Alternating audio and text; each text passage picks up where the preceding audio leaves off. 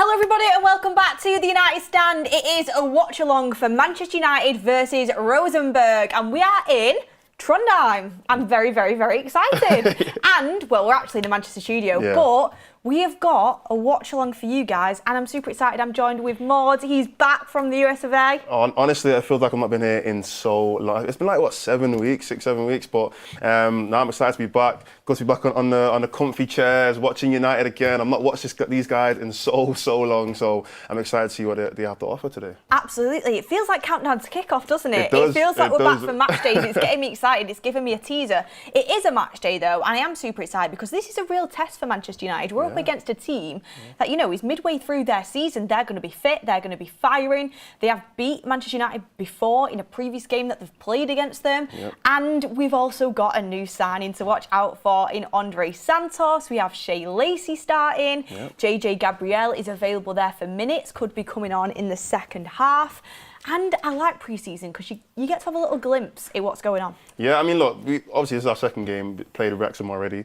Did lose 1-0. I didn't watch the full game, saw little clips, little highlights. And there were certain players in that game where I thought, you know what, I could see something. I thought Santos, I did see some clips and I did speak to some people who did watch the full game and they said he does look pretty good, does look pretty clean. Ricky was loving him. Yeah, Ricky was loving him. Ricky, he's a Ricky kind of player though. You know, he's tidy, keeps the ball, doesn't force it too much. So I'm excited to see it for myself and also some of the young players. Like you said, I mean, you can see on the screen there, Jim Thwaites, obviously Chido as well, and JJ Gabriel. I'm excited to see him. Absolutely. And by the way, guys, because Maud has been gone for so long, he's left us. He's left us. I'm joking. We love seeing what you were doing. Yeah, like, we're all really proud of you. Nah, we are. Really Thank you. But we have a lot to ask him about, not just, you know, the game today, which we will be mainly focusing on, but on Manchester United's transfer window. I know. There's a Andre lot. Santos, Yuri Tillemans, Carlos Baleba, who people are already going on in the chat about, even though Carlos Baleba isn't playing in this game. People are talking about him. And, you know, there's just a lot of conversation around Manchester United right now, and we're going to get Morty's opinion and your guys' opinion as well.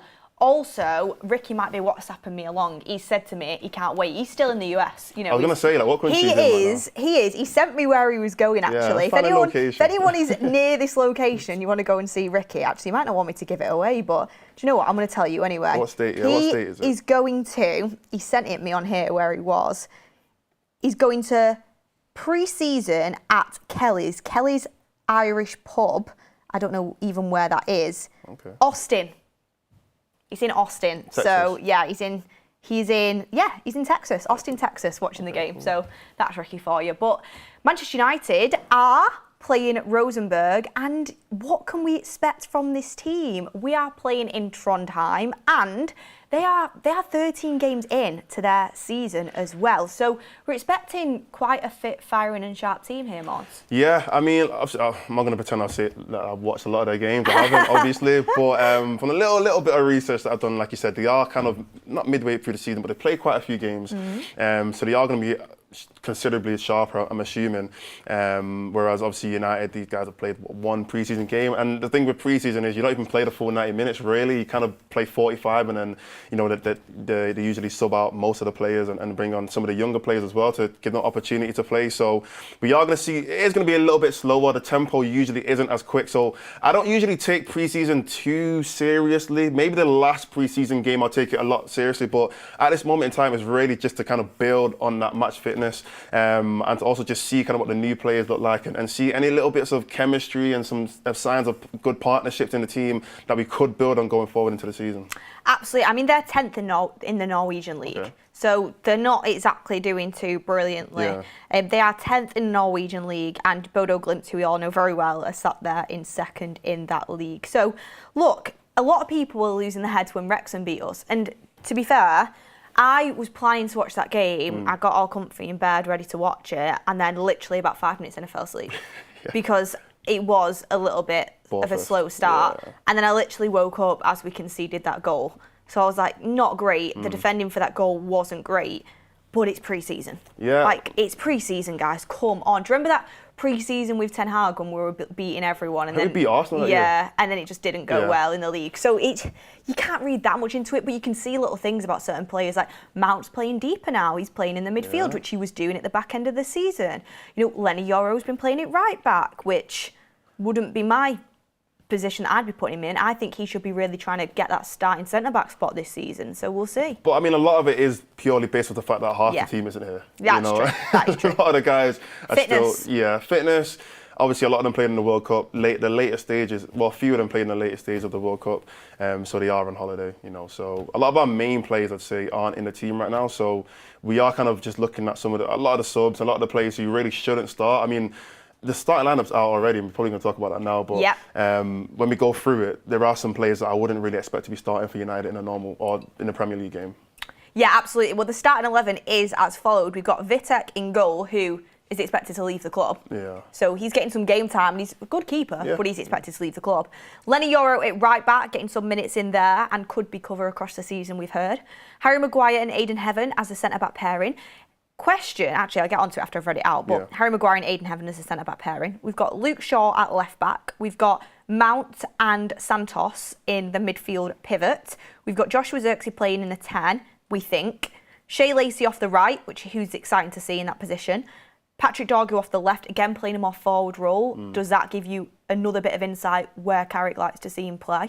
And you've got Mbumo there, we think, playing up front. So there is some decent players in there, but there's also some players that, and that's another thing pre-season's about. It's about showing the manager what you can do. Like Shea Lacey, it's a good opportunity to show him. It's an audition. Yeah, exactly. Yeah. Most of the young players audition, but the crazy thing is, I'd say a lot of the senior players, more senior players, an audition as well, because really and truly, how many players have really cemented their position at this club right now? Well, I can't believe we've not bought a centre-back / we're not going to. That blows my mind. That is crazy. I think that, I mean, we all said it last season, that coming up to the end of the season when we had those, quite a few injuries, you're looking at De Ligt, who had a pretty long-term injury. Martinez is injured right now, I think, he's still injured, in that last game of the season, last game of the World Cup. And then obviously you look at Lenny Yoro, Aidan Heaven, Maguire, who really and truly, they're good players, but I wouldn't have expected them to be starting players for United going into the season. I would have thought, that's good rotational players, but it's looking like they're going to be our starting players on the first game. So really and truly, we should have been looking for a top quality centre-back to at least cover the first portion of the season where we have a few injuries and a few players out. But yeah, like I said, we're not doing that. Well, the way I look at it is I hope to God that Aidan Heaven and Lenny Yoro can step up. But the way I look at it is Harry Maguire should be rotational this year. He shouldn't be starting. Yeah. Aidan Heaven should be vying for minutes, but he shouldn't be starting. Yeah. Lenny Yoro, ideally you'd want him to be starting with where he's at in his career and the level he was at when we bought him. But after last season, you want to just ease him back in. Similar to Aidan Heaven. Yeah, similar to that. And then also you've got Lisandro Martinez, who, yes, he is a starting centre-back, but consistently injured, and De Ligt, who's consistently been injured as well, and who knows what he's going to come back like, and he's not fit and available. So centre-back was massive for me, but there's a couple of comments in already saying Aidan Heaven's good enough, he needs to be trusted. I mean, agree, he's good enough. I do agree in that sense. It's just, let's try to ease off the pressure a little bit. That's what I mean, it's the pressure, isn't it? We're playing Champions League and Prem. Yeah, and the development. He's 19, and it is, let's be honest, last season, he got good opportunities, but he was in really little spurts and kind of kept on getting taken in and out of the team. And there was a portion of the season where I thought he should actually be starting for us because we didn't have that many players in his position that were playing well. And he was actually one of our better performing players. But at that age, we've had a big problem with the development of our younger players. And I feel like sometimes, I'll give a player like Garnacho, for example. Yes, there were loads of other problems that definitely warranted him to not play for us. But I think the fact that he got forced to play every single game because we didn't have any other options, it didn't help his progression. No, that's so true. And it actually highlighted a lot of his weaknesses because he had to play so many games. So I think Aidan Heaven, in that sense, I don't think he should have to start every single game because we don't have any other options because everyone's either injured or just not good enough. Can I just say, I'm looking at it now, sorry not to take away from you, that blue away kit and then that pink keeper kit is so nice. I really like it. I'm going to have to get. 100% get. I might even get the keeper kit. I'm not even a keeper. Honestly, it's so nice. Yeah. I know it's like a bit of a marketing thing for United. It's just come out and they're wearing it, but it looks beautiful. No, it is good. Absolutely stunning. I'm debating whether to get Cunha or Bruno on the back. I don't know. Do you not already have a Bruno kit? Yeah, but I feel Bruno's my favourite player, so I always feel like I have to get him. But then with Cunha, I just feel like that kit screams him in the Champions League. Do you know what I mean? I think it screams like a last-minute Champions League winner from Cunha. I hear it. You know with me, I've already got the home kit anyway. So when it comes to like away kits or like the third kits, I kind of wait to see who resembles that kit a little bit more. Like, Okay, cause sometimes when a player has, like when I show you a random kit, you just think straight away of a player that reminds you of that kit. That's the kind of player that I want to get on the back. So I'm going to wait a little bit and then they'll probably get like halfway through the season. Fair enough. If someone scores a banger in it, it'll always be remembered a little bit like that. I have a question. Go on. Rashford or Dorgu left wing? Who would you rather start there? Rashford or Dorgu? Rashford looks like he's going to be coming back. That's a good conversation, though. My opinion on Rashford hasn't really changed, if I'm being honest. I've always said the same thing. When it comes to Rashford returning, it's nothing to do with ability, because I think ability-wise, he's better than Dorgu. Let's just be real. He's better than Dorgu. I think he's better than most wingers in the Premier League, if I'm being honest. So it's nothing to do with ability or talent or all that kind of stuff. It's more to do with confidence and it's more to do with environment. I don't know if Rashford will be able to come to United and be at his best. Carrick needs to put a ban on China White. Yeah. Marcus isn't allowed in. Put a big red, But that's my thing with Rashford. It's the environment. Is he going to be able to come back to United and gel with the rest of the squad? Is he going to be able to come back and get to his best? What's going to happen is a few bad games. That's a reality of the situation. If he has a few bad games, are the fans going to jump on him? Is his confidence going to drop down low? Is his performance going to drop off again? To me, there's just no point going back to something that probably might not work. But like I said, it's not to do with ability, and I actually really like Rashford as a player, so I want to see him do well in wherever he goes. So if you ask me who's a better player, him and Dorgu, it's Rashford. Like, it's easy. But at United right now, if you said to me first game of the season, who's starting, Dorgu or Rashford, I'd rather Dorgu start. Interesting. Yeah. Interesting. I think I completely agree with what you're saying. I'm not going to lie. Literally not a single word I disagree with. I think exactly what you said is bang on. Harry Maguire captains the side today in Norway. Game is about to kick off in literally 1 minute. Also, MUTV do have Mbumo playing up front. Me and Maud were discussing it. Will it be Xerxes? Will it be Mbumo? Makes sense, Xerxes dropping into that 10 with Mbumo speed just ahead of him. We know Carrick likes him there, so interesting. Cunha over both, said Black Moustache. I think we'll see Cunha playing in multiple different positions this season. I think we'll see him playing up front a lot. I think we'll see him playing off the left. I think we'll see him playing as 10 as well sometimes. Yeah. I think Cunha can play all across that front line, so I would not worry about Cunha one bit. Yeah, 100%. I think Cunha has to be a starter for us next season. I think going into that... Cunha starts over Dorgu and Rashford for me. Yeah, of course. 100%. I mean, I think he starts over... Let's be honest, the second half of the season, he was our best attacker. He's better than... Sesko, you could say off the bench, was really good, but I think Cunha was a little bit more consistent. And I think Mbumo didn't have the greatest second half of the season, same with Ahmad as well. So for me, Cunha, he's warranted his place in that starting 11. And even you look at the World Cup as well, he had a pretty decent World Cup. So Cunha starts for me 100%. Absolutely. We are about to kick off here. And we have some super chats coming in, so I will get to those as well. Keep getting your questions in, by the way. Any questions you have related to the game or transfer related, get them in the live chat for me and Maud, and we will be answering them. Rosenborg are about to get us started here in Norway. Any second now, we are about to kick off. Here we go. In Trondheim, Rosenborg kicks us off, and we are away for Rosenborg versus Manchester United. Excited, man. I'm excited to see Andre Santos, especially because he played in the first half, didn't he, last week? And I was basically asleep for the majority of it. So now I get to see him properly.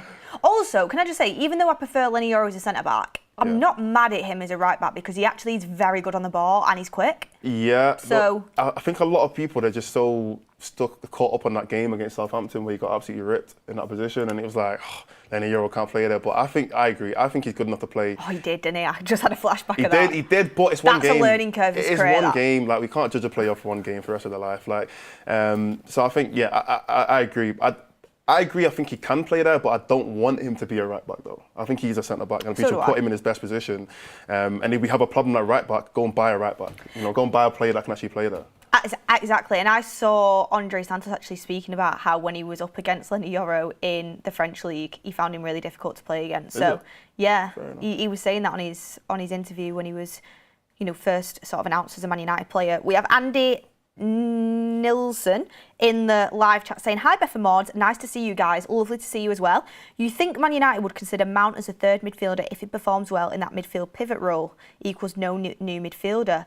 I mean, I'll answer this and I'll swing it over to Maud. I absolutely think 100% we're going to sign a third midfielder, but I do think Mason Mount, because you can't rely on him to be a starter every week. I think if he's fit and available, he will be utilised, but I think he'll be utilised either in that deeper role or maybe just ahead in that 10 if Bruno needs to come off. But I think Mount will be more of a squad player next season. Yeah, with Mason Mount, my opinion on Mason Mount is so mixed. There was a point last season where I said, you know what, just sell him. Like, I'm tired of this whole, is he going to be fit? He plays well for 3 games and he gets injured again. And, you know, it kind of just felt like we're just always expecting something. It feels like Luke Shaw probably like 5 years ago, where we avoided buying players in that position. I think he's more injury prone than Luke Shaw, me. Maybe now, but not. Luke Shaw was horrible. I'll be honest, there was a point where Luke Shaw just did not stay fit at all. Maybe my memory sort of. Yeah, Luke Shaw was really bad in that sense. Ooh, good play from them. Good little pass. Go. Oh, ooh, bit shaky. But anyway, back into Mason Mount, it kind of felt like Luke Shaw in the sense of there was a point where we avoided buying a top quality left back because we kept on thinking Luke Shaw was going to get back fit, and he never did. Yeah. And we just ended up having these second choice, third choice left backs, when we could have actually gone out and got a first choice left back, but we never did. And that's what I don't want to happen with Mason Mount, where we avoid buying top quality players because we keep on saying, "Oh, Mason Mount's there, we can play him," and he's never available for us. So I would even consider him being available. I would just assume that he's not going to play, and we go out and just get the best quality midfielder that we can possibly get in that position. I absolutely agree. Would you take Baleba? Would I take Baleba? You know, again, my opinion's not changed on Baleba either. I thought my opinion was always Baleba should be our third choice midfielder. Like, he should be like, once we've got our marquee signing and then we've got another backup option, then we can go and get Baleba for a good price. The fact that we haven't got a marquee signing, and yes, we've saved money by getting Tielemans on a release clause, and we've got Santos for like 40, 50 million. I feel like if we get Baleba now, we've almost, like, this isn't the right point that we should be getting him. You know what I mean? I feel like we should have gone and got a top quality midfielder I'm buying first. back into it, me. You buying back I think it's because I've not seen him play. Oh. And I just know we need a third midfielder. Like, we need one, but we shouldn't be. We should still be going for the best possible option, not just the easiest option. You know what I mean? And I feel like Baleba's just the easiest. He wants to come to United. He's made it very, very clear. So I feel like he's like a, you know what? It's the last week of the window. We don't have a third midfielder. Let's get Baleba on a good price. I get that. Mason Mount has just given away a free kick on the edge of the box here. Not a good position to give away a free kick. Yeah, not a great one, to be honest with you. We also have... There was a chat in that I wanted to answer here. I can't remember who it was, but someone said that De Zerbi wants to get rid of Papsar and Bentancur. Would you take either? No, Bentancur's too injury prone, even though I do think he's a good player. And with Papsar, I think he's a good player, but he's not someone I'd get in as a third midfielder. No, yeah, I agree. I wouldn't get him in. But yeah, guys, we are going to be definitely commentating on the match, but we just had a bit to catch up on when we first started the show. Joe says Beth would convince herself to bring Fred back. No, I would not. No, I would not. Free kick here, straight into the wall from Rosenborg. It's weird because I see Xerxes actually pushing higher up the pitch than Mbeumo. Yeah, it looks like he's playing up front, maybe. It actually looks like Mbeumo's on the right. Yeah, Mbeumo is on the right, so maybe MUTV didn't even know because they had Mbeumo up front. Yeah. Which would be interesting though, Lacey in the 10. I mean, I've never seen him play there, but it could be an interesting position for him. Absolutely. Rosenborg do seem to have the majority of the possession right now. Yeah. But that is expected considering they are 13 games into their season. And we've played them before as well, by the way. Only once, and they won 1-0. Yeah. So, but, I mean, need to get some revenge. I think that was in pre-season as well. Yeah, I was going to say, like, when was that? But yeah, I mean, I've got a question for you. How do you expect United to play like next season? In terms of like style of play, do you think we're going to be like a more of a possession-based team, and if we're going to play more on a counter-attack? I think,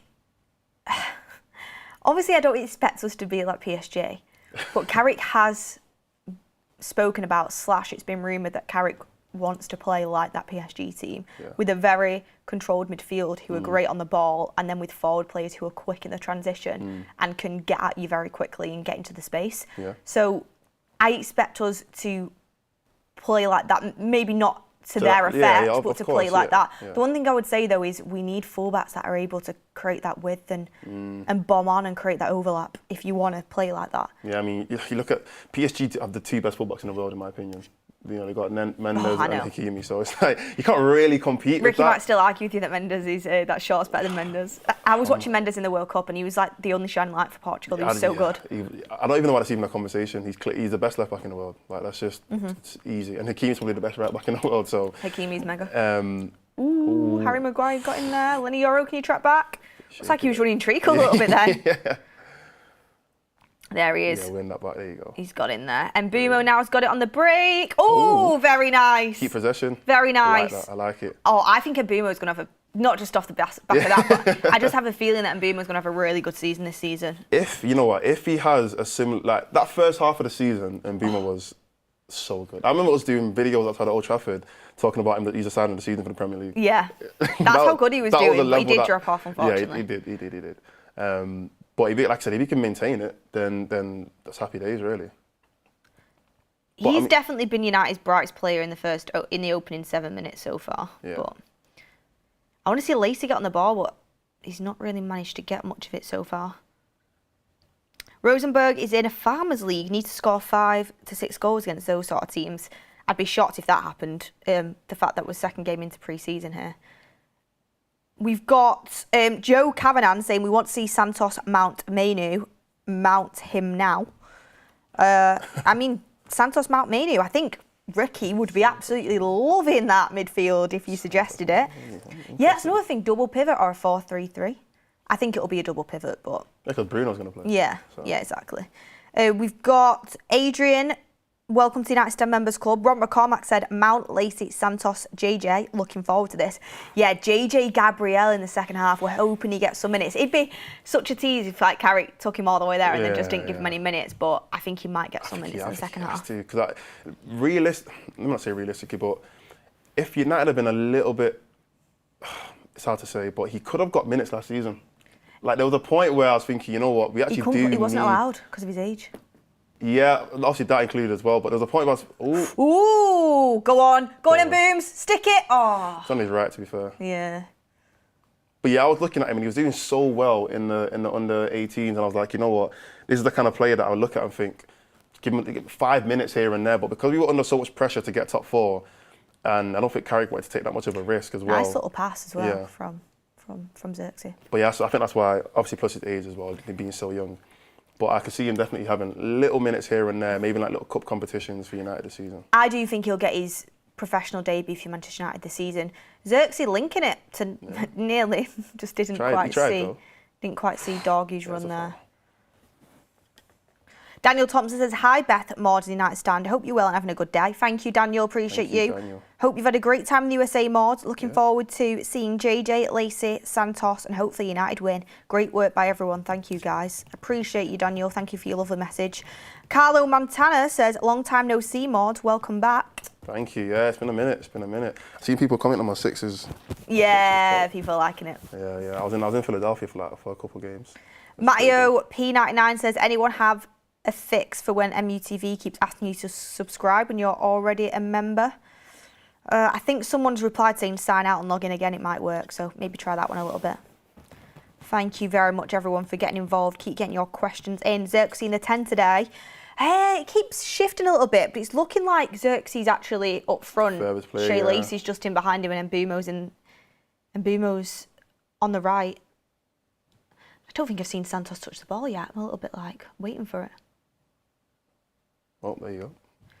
Oh, there you go. Have you seen that Tynan Thompson, by the way, signed him, that left winger from I don't know a lot Tottenham. about him, but I've seen a few clips. I don't think many people know too much unless they're watching all the academy games. Yeah, that's what I mean. So I'm not going to try and act like I know a lot about him. But like I said, I've seen a few clips and I've heard some good things about him. So hopefully he's a decent player to kind of embed into the team.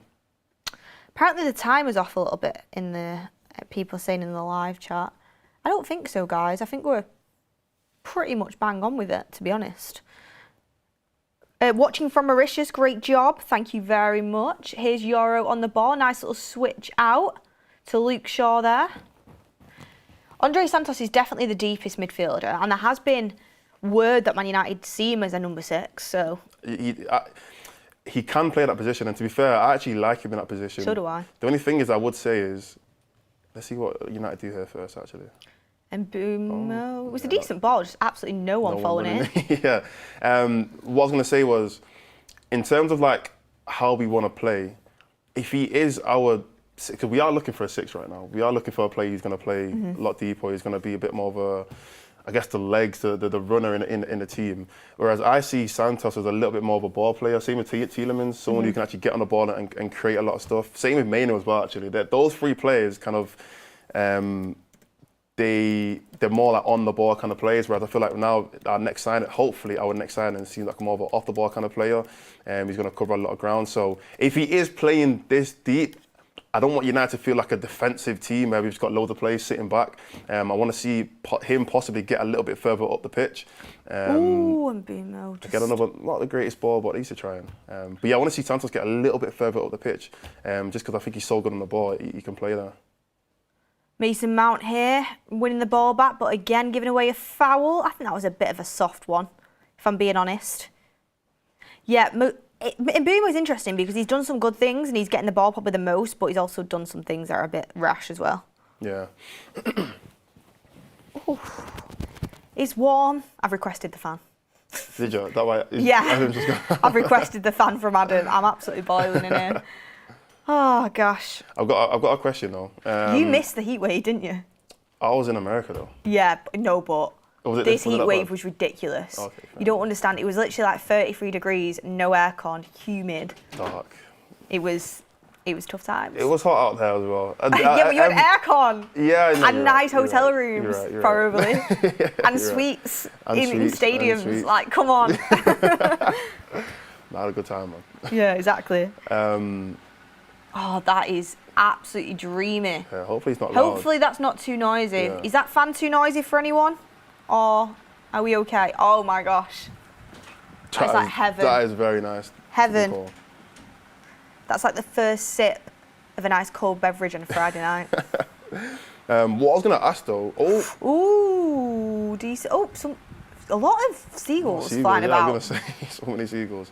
Yeah, I was going to ask, our next potential apparently it's signing, way too noisy, the fan. Is it actually? We might need to move it away slightly or maybe put it on a lower setting. Let me see what I'm doing here. Yeah, go on. Sorry. I don't want to get close to it though because my mic will then. Adam, sorry. I'm sorry, Adam. Pretty sorry. Some people are saying it's fine. Maybe just like a little. Put on a second. 2 maybe. Oh. It's better than nothing. Yeah. I think we can do with that. I think some people just have some seriously good. Everyone's saying it's okay. Yeah. Everyone's saying it's okay. Yeah, the people in the comment section are saying no, it's too noisy. Do you want me to melt away? Everybody's got some big studio speakers on that. That'll do me. Thank you, everyone. Thank you. We're getting aircon, you know. Oh, guys, anyone who was watching the studio watch-alongs during that heat wave for the World Cup, me and Kev were on quite a lot. Me and Tool were on quite a lot. Yeah. I've got some good news to announce that we are getting aircon in the That's Football / United Stand studios. Wow. We are getting aircon. They call it the Gary Neville effect. The budget is up. Oh, we are getting aircon. We went through no fan to a little fan to everyone trying to back us getting aircon. It's happening. So, yeah. Thank you, Gary Neville. Everyone say thank you, Gary Neville in the chat. Yeah, thank you. Thank you. No, I think, yeah. I don't know who's doing it, but I know we're getting it. I'm joking. Don't put that in the chat. Ah. So who do you want to get then, if it's not Belabo? No one really excites me. Alex Scott. Yeah. But he's not. I like Alex Scott, but it's probably not the exact profile that we need, really, is it? It's not. But he's very, very good. But for what? Right now, if I had to pick one, I'd probably go with Scott. If I had to. For 80 million. It's a lot of money. That's a lot of money. For him. Oh, and Boomer's made a run here. Oh, good defending, to be fair. I think the market is so broken right now. Everyone's talking about Kone, but I'm a bit unsure. Shall I be honest? Seeing the World Cup, Kone was amazing. Like him and Rabiot, again, another player that, I get it, I'm not trying to say we should go and sign Rabiot, by the way, but at the World Cup, he was very, very, very good. In fact, I'd even argue Spain probably wasn't going to win that game anyway, but in that Spain game, I think the reason why they actually lost is because they changed the midfield. Yeah. And they brought Tchouaméni in. Yeah. And instead of them to put Kone and Rabiot, which worked every single game, they subbed Kone first. And then when they were going to bring Kone on, they subbed off Rabiot. And I was like, the midfield that's worked for you this whole tournament, you don't want to play them. So I guess that's on the manager. But I think both of them players in the World Cup were amazing, to be fair. So, Kone is a good player. Injury record worries me, and him on the ball worries me a little bit. I mean, physically, in terms of his ball win and everything like that. He's so real. From what I saw, he's not. I get it, international football, fair, he might be a bit slow or whatever. I genuinely don't think he was that. I didn't look at him and think he's going to struggle in the Prem. No, I didn't. Well, if you started for France, you're a good player. Let's be honest. Exactly. Like, he's playing with top quality players around him as well. So, and he's keeping up. He didn't look out of place one bit.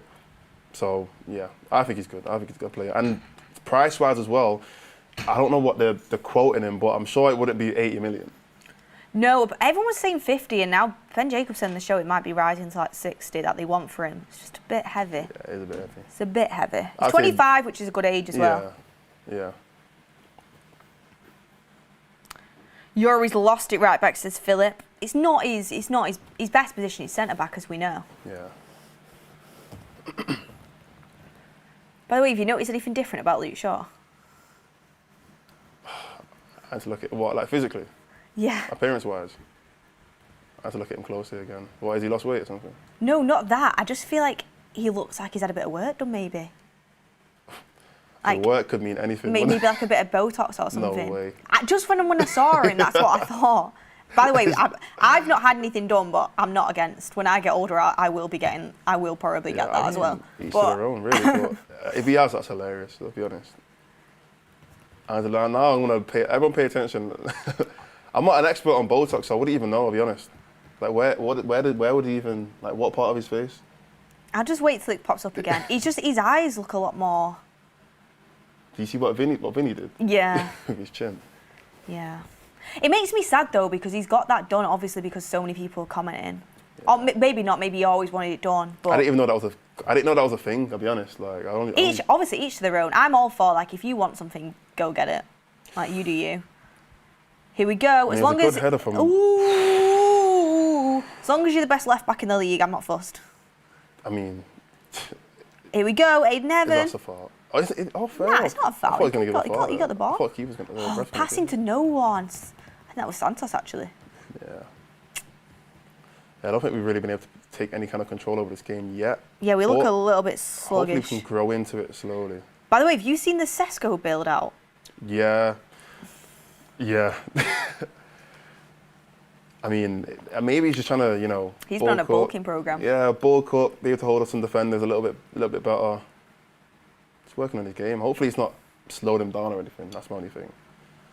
So I feel like that happened a little bit with Maney, where he got injured, and then when he was trying to come back, he kind of bulked up a lot, and then it slowly took him a little bit of time to adjust, and then actually lose a little bit of weight.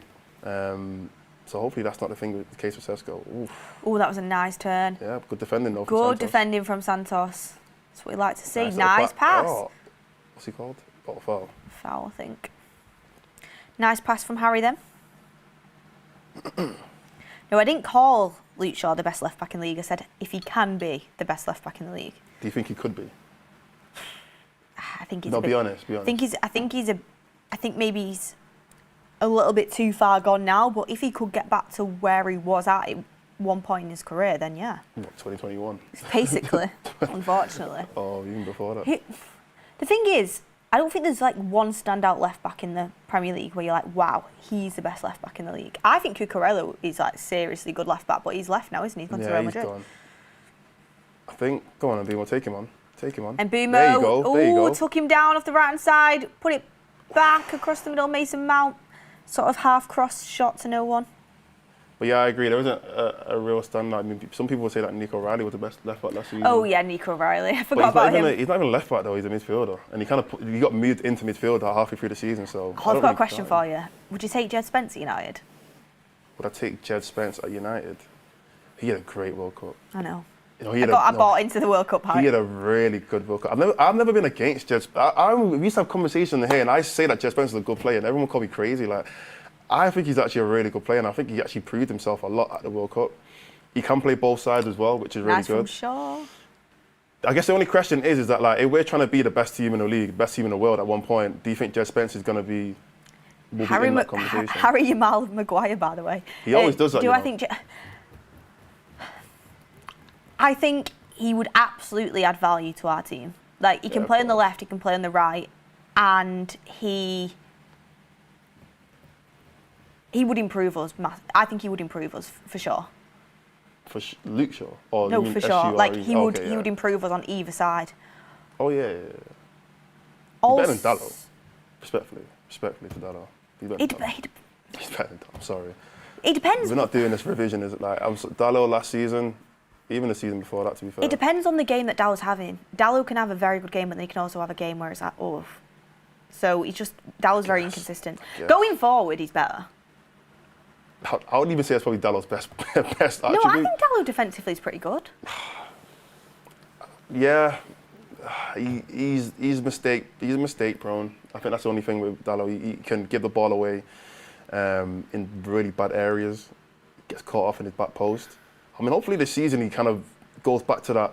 That Ten Hag last season where he was actually really, really good for us? That's what I mean. I think people have got misconstrued. In a right back position in a back four, Dalot is a good player, but he'd played left wing back, he was playing left back. Like as a right back, his best position in a back four, he's a capable right back, I think. He's not the best right back in the league and he never will be. But he's a capable right back. Yeah, 100% capable. But when you need someone to play left and right, because we probably need improvements on both sides, Spencer's got pace, he's got that aggression, he's good 1v1, he's good at drawing fouls, dribbling into the opponent's box. End product could be better, but yeah, I wouldn't sign him. If you ask me if I would sign him, he's got mistakes in him as well. Yeah. If you ask me if I would sign Jed Spence, I wouldn't say he should be the player that we should be looking at. Hall, would you rather sign Hall? Yeah, I'd rather sign Hall. Yeah, as a left back. But as an out-and-out left back, I'd rather sign Hall. But if you're saying would he be better than, or would he be an improvement on the team that we have? Yeah, he would be an improvement. I think it's the versatility about him that I like. Yeah. To be honest. Also, just for producer Adam, the game's just gone off a little. Just so you're aware. Peter Todd, welcome to the United Stand Members Club. Any first half goals? Not quite yet, but there's over 7,000 of you guys in the live chat, so keep getting your opinions in. Phil Houseby says Mbumo looks way off it again. He's just getting back into swing of things, guys. Come on now. I won't judge too harshly on a pre-season game like this. Second one as well. If it's like, the last pre-season game we played just before the start of the season, then maybe I'd be a little bit worried, but it's the second game in. Mount looking good, says G Tuz. Looking all right, yeah. Mount's look decent. Mount's a decent footballer. He's a decent footballer. But unfortunately, he's just never able to kick on because... But fully fit Mount, does he start for you? No. Why? Who starts? Because I think Mount and Mainoo's too light. Right now, it's hard for me, right? Because Tielemans, you feel like Tielemans has to start. Tielemans starts over Mount for me. Oh, same. Yeah. But you feel like Tielemans has to start, but I don't see Mount. I don't see Mainoo and Tielemans starting together. Why? I just think it's too lightweight. What's like physicality-wise? Just the physicality-wise, but also as well, getting around the pitch in terms of that pace and the ground coverage. You're forgetting we played with Casemiro last season. True. Not to say that we don't need. I'm not saying that we don't need legs at all, but you can still play a game without having pace merchants on the pitch. Casemiro wasn't the fastest player in the world, and he was one of our better players last season. And I think Tielemans, I'm not saying he's an upgrade on Casemiro, because I don't think he necessarily, you have to see it first, but I think he can do a very, very good job in that position. That's amazing. And I think we can dominate midfield with both of them playing. I think it depends on the game. For example, if you're going up against City at the Etihad, you're not playing Mainoo and Tielemans in the midfield, I don't think. Again, we play Casemiro and Mainoo in the midfield. I'm not, again, it's not even trying to say that we don't need legs, because I do think the third midfielder that we do sign, they should have some kind of, there should be a better Ugarte, if that makes sense. You know what I mean? A player you can actually recover really well if we do get caught on a counter and whatnot. But I always value technical plays over physicality. always. I think Luke Shaw, that pass was excellent. Sorry, go on. Not the greatest touch, but I would just think if you have technical players in your midfield, I think you always have the advantage over runners. I get that. So I think Mainoo and Tielemans, yes, they might end up getting caught on a counter-attack maybe in a game, but they're going to hold the ball way better than anybody else. And I think they're going to be able to control the midfield better than if we just go and look for someone who can run more. The reason, getting back to the original question, why I don't think Mount starts when he's fully fit, even though he's a very good footballer, is because in terms of the combination of the midfielders, you would have, even though I'm not sure if it's got the physicality required, you'd have Mainoo and Tielemans before Mount, I would say. Yeah. You would have Mainoo and Santos before Mount, I would say. Potentially. You would have Tielemans and Santos before Mount, I would say. Again, and potentially, yeah. Mount can absolutely play across the front three or in the 10. We've seen him do that. But I'd have Cunha off the left before him. Yeah. I'd have Bruno in the 10 before him. Do you know what I mean? Yeah. So it's like he's a versatile player who can play anywhere. And if he started, by the way, I would not be mad. And I wouldn't be surprised if he does start in quite a few of the big games because that's where he's got the nod before. I think he's a tidy football player. I think he's intelligent. I think he reads the game well. And I trust him to start. Mount's the type of player that you trust. Like, you know he's going to do the right things. Yeah. But I just think there's some starters ahead of him right now. Got to say, by the way, great pass from Santos into Dorgu there. And a nice little half turn. Yeah. Got the shot away, hit the post. Yeah, decent. Very, very close. Probably the best chance of the game. I just missed a little bit there because I was so intense on the midfield. No, I was letting you finish. But no, I agree. I think Mount isn't the first choice. And I think because we have new signings, everyone's going to want to see what they look like at least before we, I guess, put Mount back into the team. And that front line, I don't think he starts in the front line. No. If everyone's fit, anyway. That's why he's been playing in the midfield, I think, as well. Yeah. Like, he doesn't even start in the... And to be fair, we've not really got any midfielders, but he doesn't start in the front line in pre-season. Do you know what I'm saying? Yeah. Like, he's in the midfield, and that's where Carrick played him towards the back end of the season as well. A lot of people talking about Kone in the live chat. And yeah, that was a brilliant ball from Santos into Dorgu. Really, I think he should have got it on target, but... But that's what I was saying about Santos before. I get it, he's playing deep, but in those positions... Is he on? No. He might be offside. But I was saying it earlier in the show about Santos. I do want to see him in those kind of areas. You know, because he can play a pass like that. He's really good on the ball. But that's also what Casemiro, when he was like in his heyday. Yeah, 2017. That is what he could do. He was a holding six who could get around the pitch, put them tackles in, was good aerially, but also he could provide really in the final third. Yeah. He was good on the ball. He had good line breaking passes. He could score a goal. Yeah. If you're gonna be the number 6 for like a top level team, and I'm talking like, you know, a top 4 Premier League team, you know, a Champions League team, you have got to be able to do everything. You've got to be able to pass the ball. You've got to be able to see a line breaking pass. You've got to be able to score a goal. Like, you've just got to be able to do that. Even look at Rodri, right? Probably the best midfielder in the world currently. Yeah. He can do everything. And that's what you need to be able to do. I'm not saying Santos is that, but it's a good base level to work with. Yeah, 100%. But you also have to remember, one, Santos is young. So, I mean, how old is he? He's 20 something like, what is he? Someone put in the chat. Santos is 22, right? I think so. He's around that age. Yeah, 22. He's 22. His birthday was in May. So he is young, so he is going to be developing into that kind of player. But also, I don't think he was actually meant to be like the finished article now anyway. I don't think we bought him to be, you are going to be our starting player every single game. We're going to rely on you to play every single game. I think he was actually brought in to be the second or third choice midfielder in that pivot. Go on, Lacey. Oh, what a... No, is it onside? Yeah, it's onside. Shea well Lacey, the talent. Barely seen him all game, and then he comes up with that. That was brilliant. Michael Carrick don't even seem bothered, but tell you what, that was a very good goal. That was brilliant. Wow. Very good goal. And that is the excitement we have. Can I say the pass, by the way? Pass was very good. First of all, the pass from Aiden Heaven, and then the pass from Xerxes into that part. Onto his left. When he that left foot is dangerous. Dangerous. And that's why... He is more of a player off the right, isn't he? Yeah, 100%, 100%. He likes to cut in a lot. Lovely little finish, that. A lovely little finish. But what I was going to say is that's why we actually need if we are going to play Xerxes and keep him, we need him in those kind of areas, really. All the comments saying Xerxes so good, Xerxes ball. Look, I literally said, pre-season Pearler, you know what I mean? Yeah, he had a lot of time and space there. A lot. You don't get that time and space in the Premier League. That's all I'm saying. However, Xerxes always is the facilitating, like, false nine, isn't he? Like, that's what I was his actually role. saying. Like, he's a 10. Like, Yeah. he's not a 9. Like, really, he's a 9.5. He's 9.5. Literally, he's a 9. He's a 9 that drops in. He needs runners that are going to run beyond him and Exactly. he can feed. But very good bit of skill from Lacey. Very good pass from Xerxes. Stemmed from Aiden Heaven. And that left foot. It's a wand of a left foot, they say. Yeah, from Shea Lacey. 100%. It's Rosenborg, yeah. Yeah. But do you know what? They are, they're 13 games into their season. Like, I haven't seen United score a goal in ages. I'm happy. Did you see Mateus Fernandez's goal against MK Dons? I did see it. I know it's against MK Dons, but I don't care who that's against. That finish It goes was in ridiculous. regardless. It goes Lenny in on any Euro keeper. with a little run down the right-hand side. Great goal, but yeah. You know what Goldberg's going to be saying? Everyone's getting carried away with Xerxes.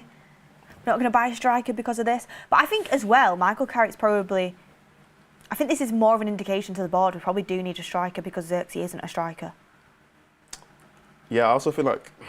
Yeah. Do you know what I mean? It's just not that high up on the priorities right now. That's the problem. Realistically, we're going to be looking at either a left back or a left winger, and maybe even a centre back before we look at a striker. I've got a question for you. Go on. What's your top 3 priority positions that we'd need to get? I think there's only 3. I'll be honest. I think centre mid, left wing, and left back. That has to be our. Disagree. What's before? We don't need a left wing when we've got Rashford. We don't have Rashford. He's coming back. No, but I'm basing it off Rashford not coming back. We'll say if he's coming back then. You're missing an obvious. I'm missing an obvious. Centre back. No, centre back will be definitely my next thing. But I'm just assuming that Rashford's not going to play for us. Centre back second for me.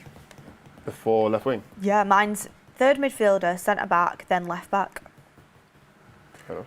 I just think we've got players that can play for the left. Yeah. As much as I do wrong. think we need it, You're I not do wrong. think we need it. Yeah. No, I wouldn't say centre back is a crazy thing to say. Nice little pass. Nice little touch from Mbumo there. Everyone's been getting onto him, but that was a nice little touch. Keep it. Dog is just kind of all over the place. Yeah, quite fluid here in the front line for Manchester United. Go on, Santos. Play that pass. I like him, He's tidy. We need more technicians. I'm telling you, this is and gonna be. plus, he's 22 and it feels like he's very intelligent in terms of what he's doing. Yeah. Do you know that football intelligence that you? Like an Ericsson. Yeah. 1 or 2 steps ahead. Yeah. But I'm gonna say I'm gonna be running with this for the whole season. We need more technical players. Yeah, we've needed that for a while. We've needed that for a while. I get it. We like the runners, and the Premier League is about physicality and whatnot. But technical players is what's going to actually help this team being so able much. to hold the ball and Keep want the ball. Yeah, be able to just hold menus. There's a bunch of menus around the pitch. Yeah, press resistance, all these kind of things. It helps you build out from the back. It helps you control the play, control the tempo. We struggle with that a lot. Mount can do that. Yeah, definitely can do that. Ahmad's good at that. Yeah, if he's in form. Obviously, Cobby's at the probably main. one of the best. Yeah. Good free kick there. Oh! Tell you what, he gets his head on a few. Lenny Euro. Yeah, great ball though from Mbumo. Great ball from Mbumo. And then, to be honest, I think Lenny Euro should be getting that target. It's close. It's close. Nice header. There's really much else he could have done there. It's a great header. He's got above everybody else. Good direction. It's just missed out. So. Here we go again. United dominating now. Nice little ball from Santos once again. Can Dog you get a shot off? Nice. Don't know how to keep it there. He's keeping it ticking, Santos, He's pulling the strings. Oh, Doggy. Do you know what's mad? Doggy sometimes accidentally pulls off the most I don't think that was accidental. shameless. That was I think Doggy's got a bit of tech in him, That wasn't accident. He does because he tries it. Yeah, and let's be honest, Doggy, see stuff like that. He just bounced off him then. That was an accident. But you look at some of Doggy's goals and you look at some of the. If you look at Doggy's best clips, you'd think he was flipping, I don't know, R9 or something. I've got a question. Yeah. I do think both of them will play, but who do you think would be the preferred starter if you could only pick one, Mainoo or Tielemans? Me personally, I'm picking Mainoo. I'm sorry, I'm picking Mainoo over all of them. I think Mainoo's. I mean, there's multiple reasons anyway, but. Nice little tackle. Yeah, great tackle from the Euro. Nice little turn as well from Maguire, and a good pass. Ooh, and Mbeumo, you've got that. And Mbeumo's got it. This has to be a goal. Oh, foul. That's a foul. No way he played on. What? Referee. Do you know what annoys me? Curious Clippings has said, Beth with a stupid question. How is that a stupid question when Santos could be playing in the 6? Or if we bought a Kone, they could be playing in the 6. And you're going to have to pick either Tielemans or Mainoo. I don't think Mainoo's going to start every game anyway. No, he's not. Like, he's going to start. I think he's going to start first game of the season, I think. But there comes a point where you're playing a big game and you have to pick. What's your best combination? And I'm picking Mainoo. And I'm not saying. I think Tielemans can play next to him, by the way. Like, I don't think it has to be one or the other. And I think Santos can play next to him, and whoever we buy could also play next to him as well. But to me, it's like you find players that can complement Mainoo. It's not the other way around. You know what I mean? Like, he should be the one who you look at and think, okay, Mainoo's in the team. Whatever is necessary, let's say whatever his weakness is, how can we find a player that actually complements that and can maybe like cover that up? So yeah, for me, Mainoo starts. But Tielemans can also start as well. It's not a drop off. I think the thing is, with both of them, they probably both will pick up little knocks if they were having to play every single game. 100%, yeah. Because they have both done previously. So I think it's good to have both options. Do you know what it is as well? If you don't have Mainoo in there, you don't really have anyone who can do what he does. But Tielemans, they're not the same player. Well, Tielemans is definitely, in terms of that technical ability, he's one of the, I think, in terms of passing and technical ability, he's up there with the best midfielders. That's what I'm saying. Not only can he do what Mainoo does, but I think, again, they're not the same player, but he takes the creative burden away from Bruno as well. Like, Bruno is our creative hub in the team. Yeah. But Tielemans, he's a creator, and he's a creator from deep. Yeah, and save, God forbid, you can't use Bruno for a game. With Tielemans in the team, I know we've got creativity in that midfield. Yeah, yeah. So, it's nice. It's his passing range that I think... Go on, Lacey. I think Tielemans was a brilliant signing. 35 mil. 100% he was a brilliant signing. I don't know why people even trying to suggest that he wasn't. Maybe because of the injuries, fair enough. People think because he's 29, it's like Arsenal are about to buy Bruno Guimaraes for over 70 million and he's going to be 29. And Tielemans is not far off Bruno Guimaraes, by the way. He's that good. Yeah, different positions though, different kind of players. But I will say though, the whole 29 thing, I think a lot of people they bought a little bit too much into this whole Ineos under 25 kind of scheme. I get it. We want to be buying younger players younger players to obviously for the long term. But at some point, you've got to think, let's just buy a player in their prime. Let's just buy a player that's at least either. We're not paying anything over 65 mil, so good luck with that. yeah, true. But you've got to look at players that are physically, it's just in their prime. And most players from the age of 27 upwards, that's when they enter into their most physical prime, and also just experience-wise, that's when they enter into their prime as well. So nice little header from Maguire. Is anyone there? No. So I think Tielemans was a good signing. I think he's a great signing. I agree. For 35 million. I agree. It's a steal. Mount with a bit of legs there. Wow. Surprised he didn't get injured. Very good play from Mount. Very good play. That's what I want to see my midfielders doing. Great tracking back. Oh. Oh no. When Mount just pulls a face, you get a bit scared. Honestly, when he even touches a player, I get scared. Like, when he slightly barges into a player, I'm like, that's it. Like, that was a lot of running and physicality for him. Yeah. And I just get worried that he's knocked something. I'm thinking, look, it's pre-season Mount, just, we don't have to win every single ball. But that's the type of player he is, though. Yeah, true. That's the type of player he is, and that's why I like him. And that's another... He's injury-prone as well. That's why he gets injured a lot, because he literally gives every single inch of himself every time he's on the pitch. Mason Lee says, one thing I like about Santos already is how he drops back to the edge, and when he gets it, he's always looking for that one line-breaking pass. Yeah, I'm liking the way he's pulling the strings. Yeah. Larson Backstrom. Oh. First of all, what a ball. I don't know who that was. I don't know his name, but that was a great ball into the box. I need to have a look at this back again. He's probably going to change the 11 at half-time, Carrick, as well. 5 minutes off half-time here.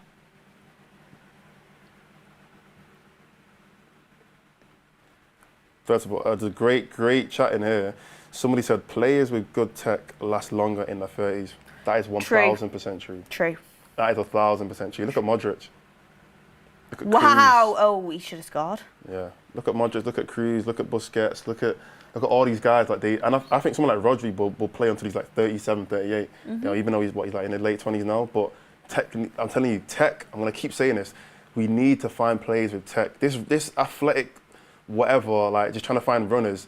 A merger both would be nice. Yeah, a merger, 100%. But that's just not as But I agree with you. Technical ability it trumps it. It trumps. I think it trumps everything. Look at the reason why PSG dominated Arsenal in that final. Arsenal got better runners, you know, in terms of like Declan Rice and all these guys. Like they got players who can run around, but who dominated that game? The players with more tech in that midfield. So, and obviously other reasons as well. But I just think it's so important. You need a bit of both. It's like I think Xerxes got a lot of tech. Yeah. He's not the best player. Yeah. But there's more reasons why for Xerxes, but I just think, yeah, you just find good midfielders. Someone like Mainoo, I've seen Mainoo play midfield I've seen Mainoo play against every midfielder in this league, and he's done his thing. He's played well, and everyone says that he's physically or he can't run the most. So I just think the fact that if you can have that technical ability, dog, you're not the greatest touch. But yeah, I think it's super important. Eric Fernandez says PSG do both. Yeah. Yeah, they do both. That's 100%. That's why they're so good. But they keep the ball very, very well, and they've got players who like Fabian Ruiz, Vitinha, Neves, like these guys, Zaire Emery, that are all just technically gifted, very, very good on the ball, and I think that just helps them a lot. Taj said Xerxes would be great in a five-a-side. We have Canera saying I think Alex Scott is better than Manu Kone. Jam Cav says Spain won the World Cup with technical players. A lot of people agreeing with you, Maud. Jamoy says true technicians are definitely better than physicality merchants. Thank you. Ericsson's a good example. Yep. Can we get Alex Scott? Can we get JJ on at half-time? Well, I think Carrick will change the 11 at half-time, so it'll be interesting to see if JJ comes back out, JJ Gabriel, and gets some minutes. We've got another super chat in from good defending from Heaven. Find a pass. Keep going. There you go. Super chatting from Lars Backstrom saying Baleba for 60 million or Kone for 60 million. Sorry, Baleba or Kone for 60 million. Good conversation. I genuinely, I'm not even. I said this before. When I saw Kone play, I'd probably go Kone. When I saw Kone play in the World Cup, obviously I've done shows on Kone before. Like, I know how good of a player he is, but that really made me think. You know what, this guy is a real good player, and he's youngish, 25. You know, it's a great age. I might have to go with Kone. I'll be honest. We've got Joe says yes, we played Casemiro and Mainoo, and that's why we lost the midfield battle 90% of the time. That's just not true. Go on. Go on. No, I was going to say, I think second half of the season, I don't think those two players necessarily were necessarily the reason why United might not have controlled many games. I think both of them actually played very well in the second half of the season, especially when you look at the start of it anyway, when, you know, we played City, we played Arsenal, you know, when we played Villa. These are all teams that necessarily people would say that we struggle against, and I think both of them had amazing games. So, yeah, I think they can both play very well. I find it mad. I'd love to know how many people are in the stadium, because it doesn't look like it's packed out. Empty. Like, there's not that many fans in there. Yeah. And I would expect, you know, visiting Trondheim in Norway, there'd be quite a few, but just not. It actually looks like there's more United fans. Yeah, but I'd expect that though. I'd expect, you know, all the Norwegian United fans to come out for this. Yeah, I don't know. We've got Brand Muffin saying McFred over Tilly Mantos. Tilly. And that is half time, everyone. Tilly Mantos is funny. Tilly Mantos. I'm backing Tilly Mantos. So we've got Mantos in Mainoo and Mantos. Mainoo and Santos. Mandre. Seinu. This ain't working, man. Seinu works. Seinu, yeah. Seinu or Mantos? Tilly Mantos. Tilly Moo. Oh, let us know. We're delirious on this Friday night. Andrew Tan says, Maud's, Lee Scrub has gone to Philly, MJ always king.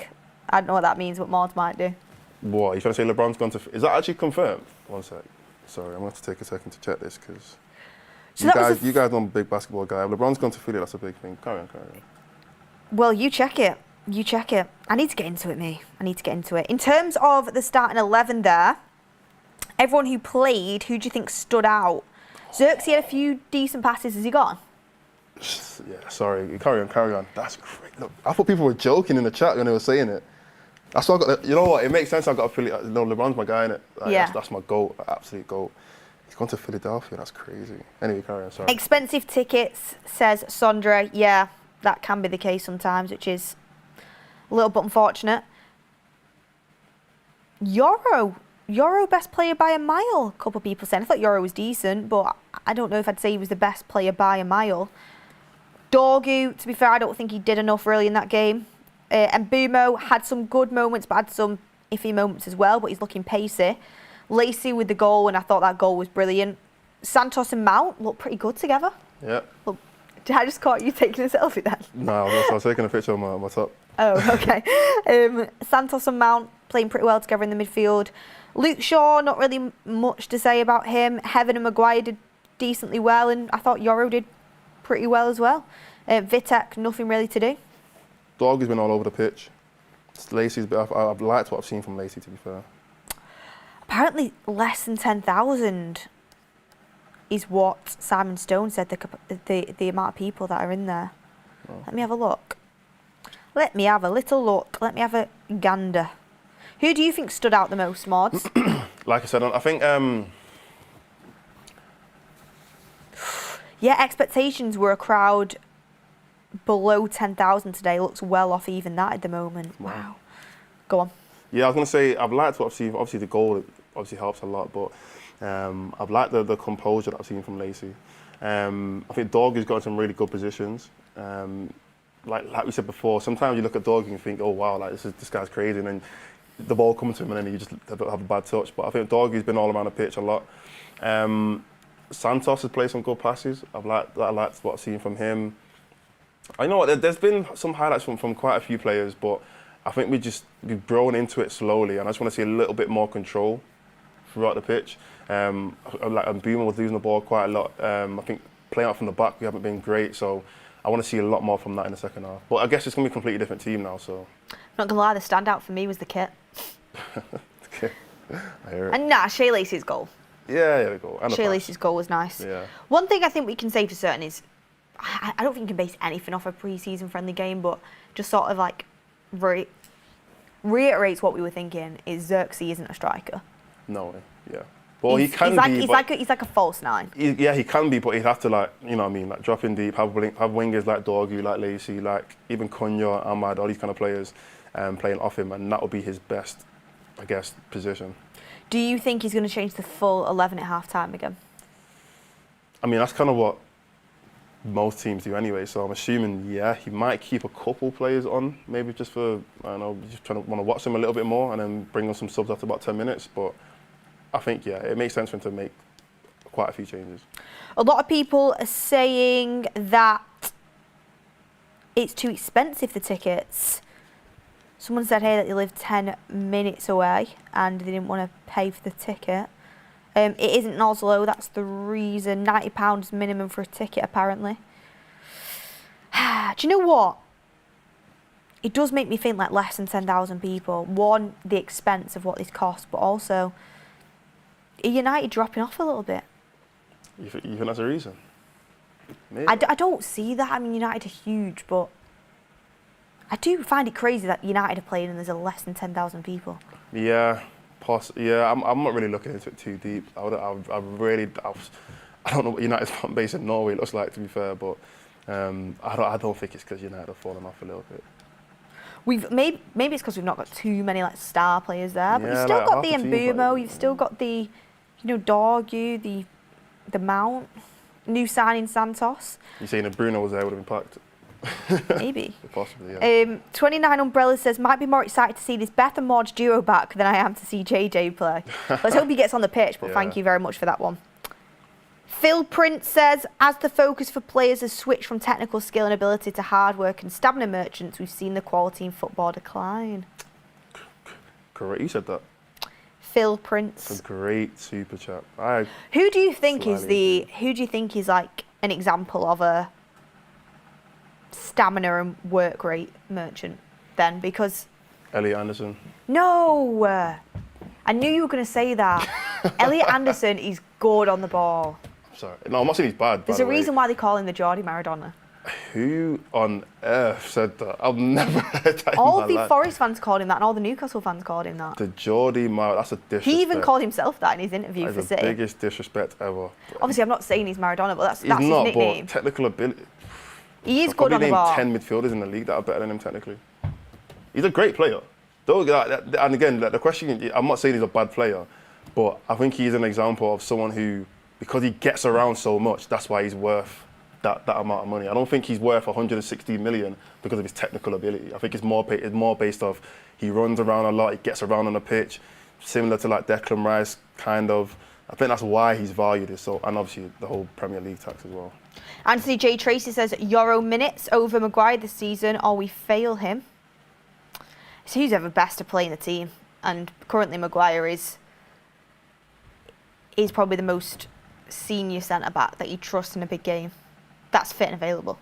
Yeah, that's fit and available. Mr. Tomba says, cheapest tickets are around £90. We 90 have... Crazy. For a pre-season game is crazy. Wow. No wonder.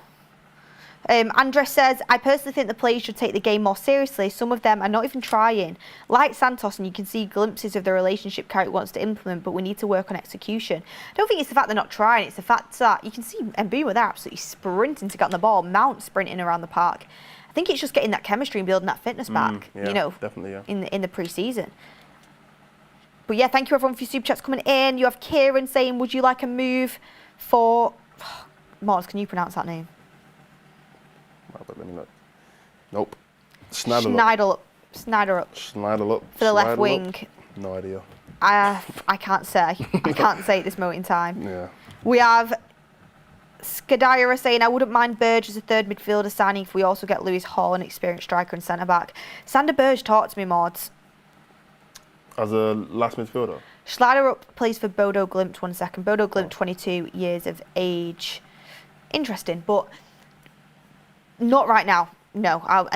Left wing wouldn't be on my priority list. Depends what happens with Rashford. But in terms of Sander Burge, Maud, would you take him or not? Not as our last midfielder, no. No way. It doesn't even make sense. There's no point. I get it, decent player, but we're not. This last midfielder has to be. I'm not saying he has to be the best player in the world or anything like that, but it has to be a little bit more of a statement sign, a little bit more of a okay, this is the player that's going to make a difference in this midfield.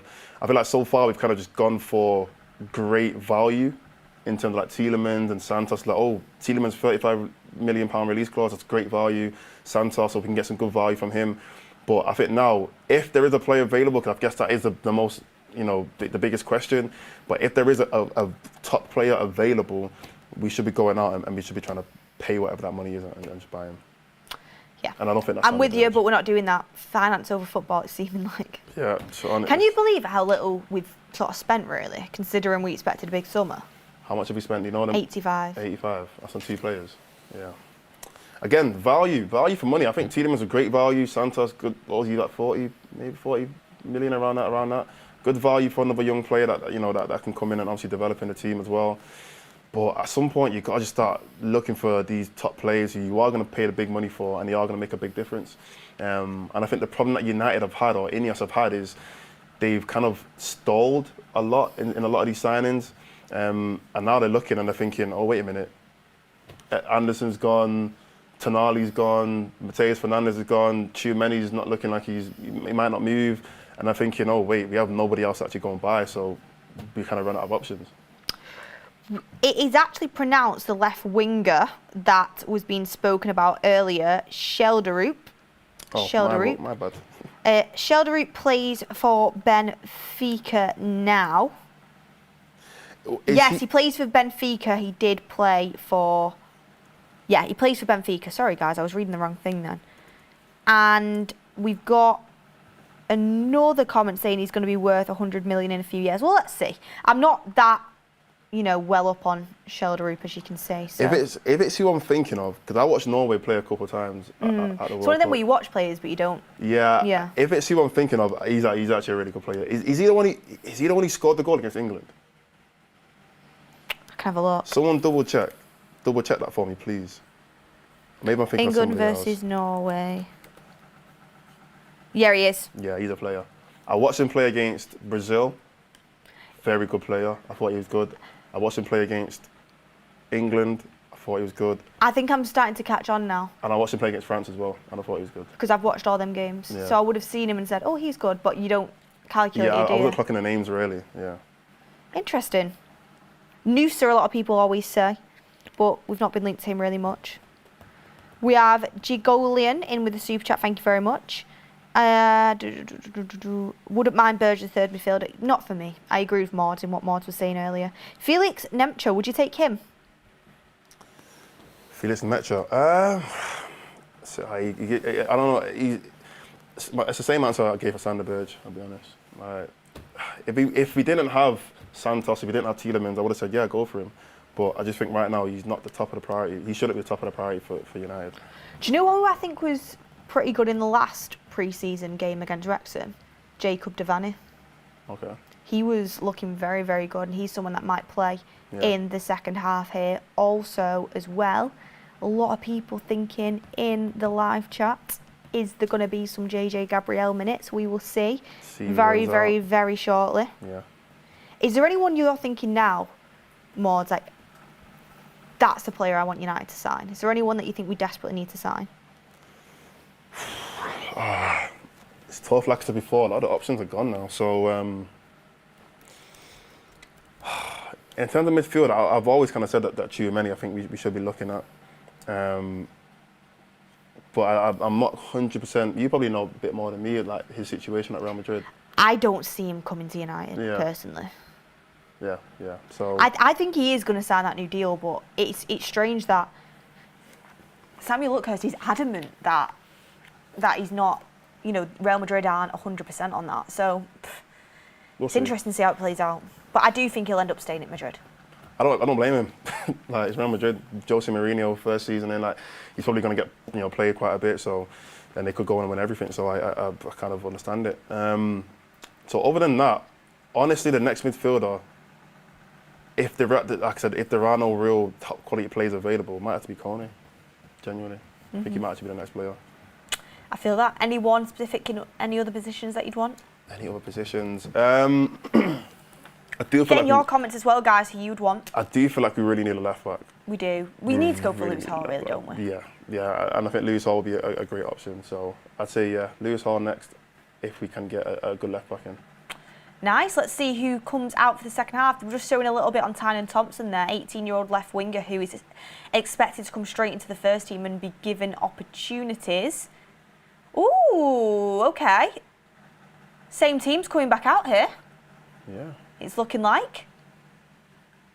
With a few more changes. That's not Ahmad. No, Ahmad's on his holidays. Yeah, I was going to say that. I can't tell you. You thought it said 16, didn't you? Yeah. What is it? 61. I think it's Santos. I think it's Santos, to be fair. No, it's not. Who is that? 61. Would have to be given the numbers here. Let me have a look. Also, just a couple of stats to bring in here. 15-year-old JJ Gabriel averaged a goal per game in the under-18 Premier League last season. He's in the travelling squad for United's game versus Rosenborg, so let's see if he gets any minutes. A goal a game. Oh, 15. he had an incredible season last year. 15 years of age. Also, I think it's mad to think that JJ Gabriel could be playing in the next World Cup. Yeah, in 4 years, 100. For England. But he could be. England, I don't know about England. The way how England are, let's be honest, we don't know who he's going to play. Could be. Foden, David Covey. If he's good enough, he could be. Yeah, potentially. And Aidan Heaven's 71.2% ground duel win rate in the Premier League last season was the best of any centre-back to contest 3+ per game. Camerson. Shall I tell you a funny story? Oh, I don't even know if I should say this. No, say it. It's only a pre-season game. Anything goes. I went to Norway, actually. I was in Bergen for like I do like the basketball stuff. Yeah. And we were kicked off in the second half, everyone. Just getting up the team now that's playing, so I can give you all the details. But go on. Yeah, no, we were in Bergen. I'll tell you a quick story. So we were on this in Bergen, like a really high point where you can see all the mountains or whatever.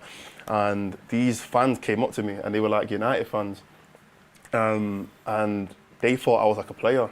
because I kind of had like sports gear, and I told you the Upamecano thing as well, innit? You've got to tell the chat that in a minute. I'll tell it in a minute. But they thought I was a player for United. Not just thought I was a football player, and I was like, you know what, just for bants, let me just pretend I am, because I'm never going to meet them again anyway. And they were old, they were a bit old, so I thought I can kind of just, say what I want. So I was like, yeah, I play for United, I play for the under-21s, blah, blah, blah. And they was like, oh, really? And they were like, what's your name? Like, let me Google you. And I thought, oh no, like, who am I going to say? And I said, my name's Camerson. And then they Googled Camerson, and they were like, oh my gosh, like, and then they were like, and then one of the women took a picture and she posted it on her Facebook.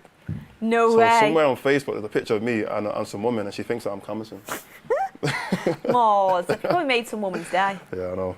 It's funny though. Ooh, the screen with the game on has just gone off a little bit as well again.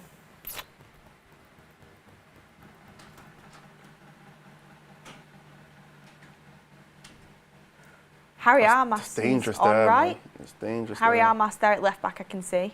He's come on. Camerson's come on. You need to tell the Upamecano story, Martin, in just a moment. Yeah, I'll tell it in a bit.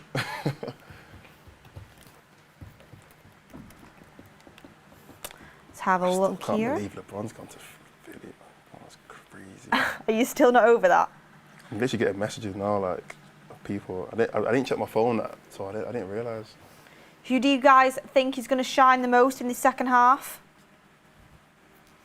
Just trying to have a little look so we can get them accurate subs here. Come on. Okay, substitutions for Manchester United. Harry Armas is on for Luke Shaw and Jayden Camerson on for Harry Maguire. Lenny Yoro's moved into central defence.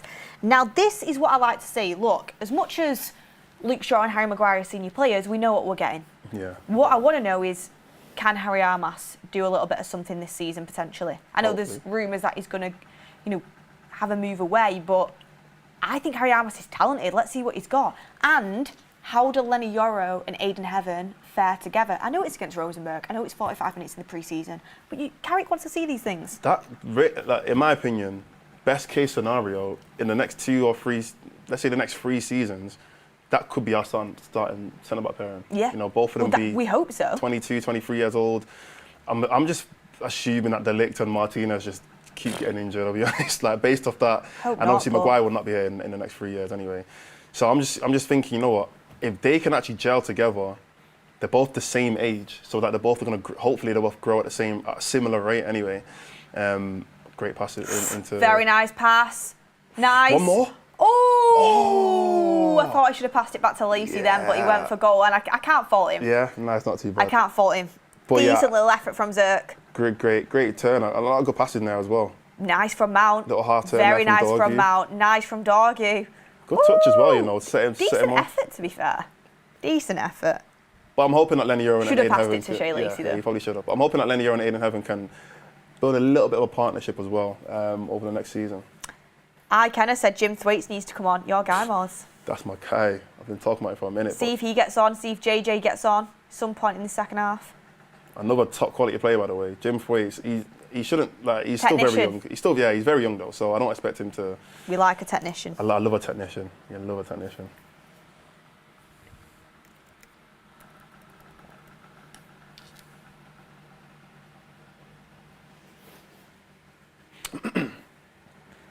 Just having a little look at who's on the bench to see who could potentially come on in this second half. Let's have a look here.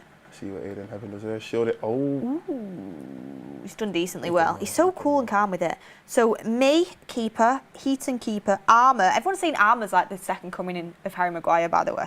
Oh, that number 5. Yeah. Yeah.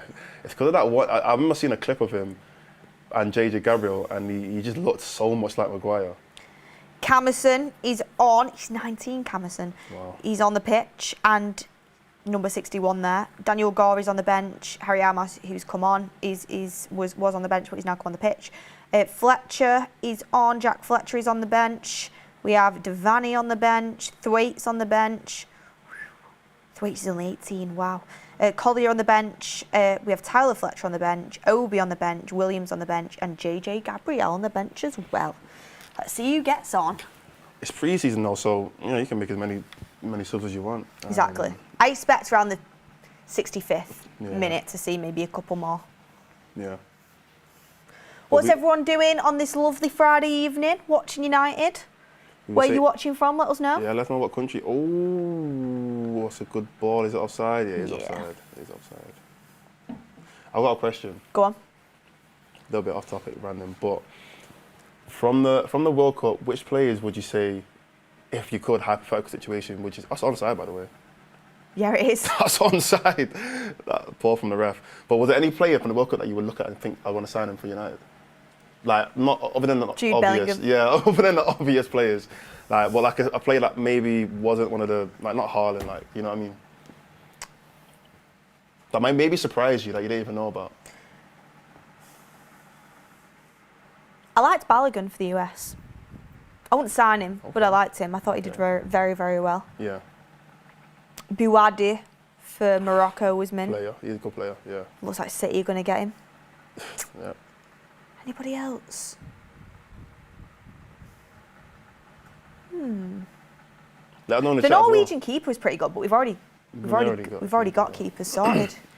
What, Vizinha from Cape Verde? Second keeper. I saw I didn't know if it was AI or not, but did he get an off-white deal? I saw it and I was like, go on. Should do. I'm trying to see if anyone says anything in the chat about any that you saw, Mods. Yeah, I saw quite a few. Every game I was watching, I was thinking, let me do a little scout report and see. Nuno Mendes for Portugal, take him as well. I guess. Who would I say? There was not okay. Bear in mind, this is who I think we should sign. Maybe Kone. Kone, yeah, definitely. Kone and Rabiot were two good players. But this is who I think we should sign, but I just think these are good players. There's a centre back for South Africa. I cannot remember his name. I watched South Africa. I watched him. No, I'm not saying South Africa were great, by the way. This is not what I'm trying to say. But I'm just saying that individual plays that I thought stood out in certain games. I can't remember his name. It begins with M, like Mbazaki or something like that. I thought he was good. Mexico had this one midfielder. His name begins with Q. Are you not on about the 17-year-old? That's like, Mora. Yeah. He's a baller as well. I think he didn't. Mora do does special, look like. I think in a few years he's going to be cracking. He was good. He was good.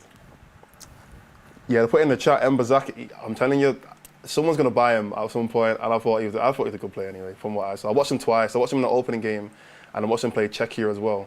And I thought, you know what, they're sitting there. They're sitting there. Player.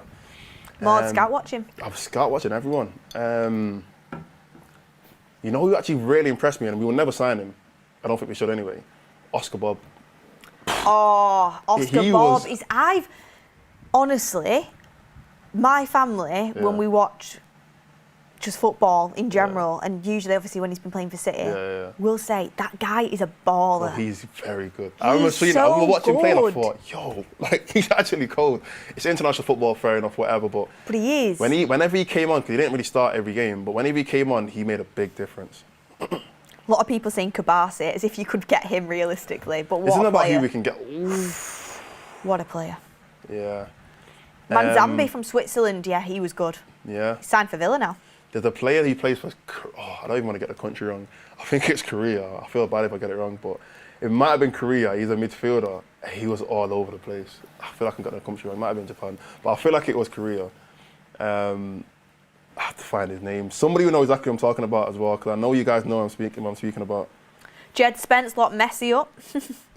Jed Spence was my scout watch of the World Cup for United. Nah, there was a few that were decent. There's a few that you watch, you think, you know what? I like you. I'm going to keep an eye on you. I won't pull the trigger yet, but it was Japan. My bad. Was it Japan? I want to find a player. I know exactly what I'm talking about as well because he was a baller. I think his name begins with a B as well. A B. Somebody put it in the chat. You guys will know what I'm talking about.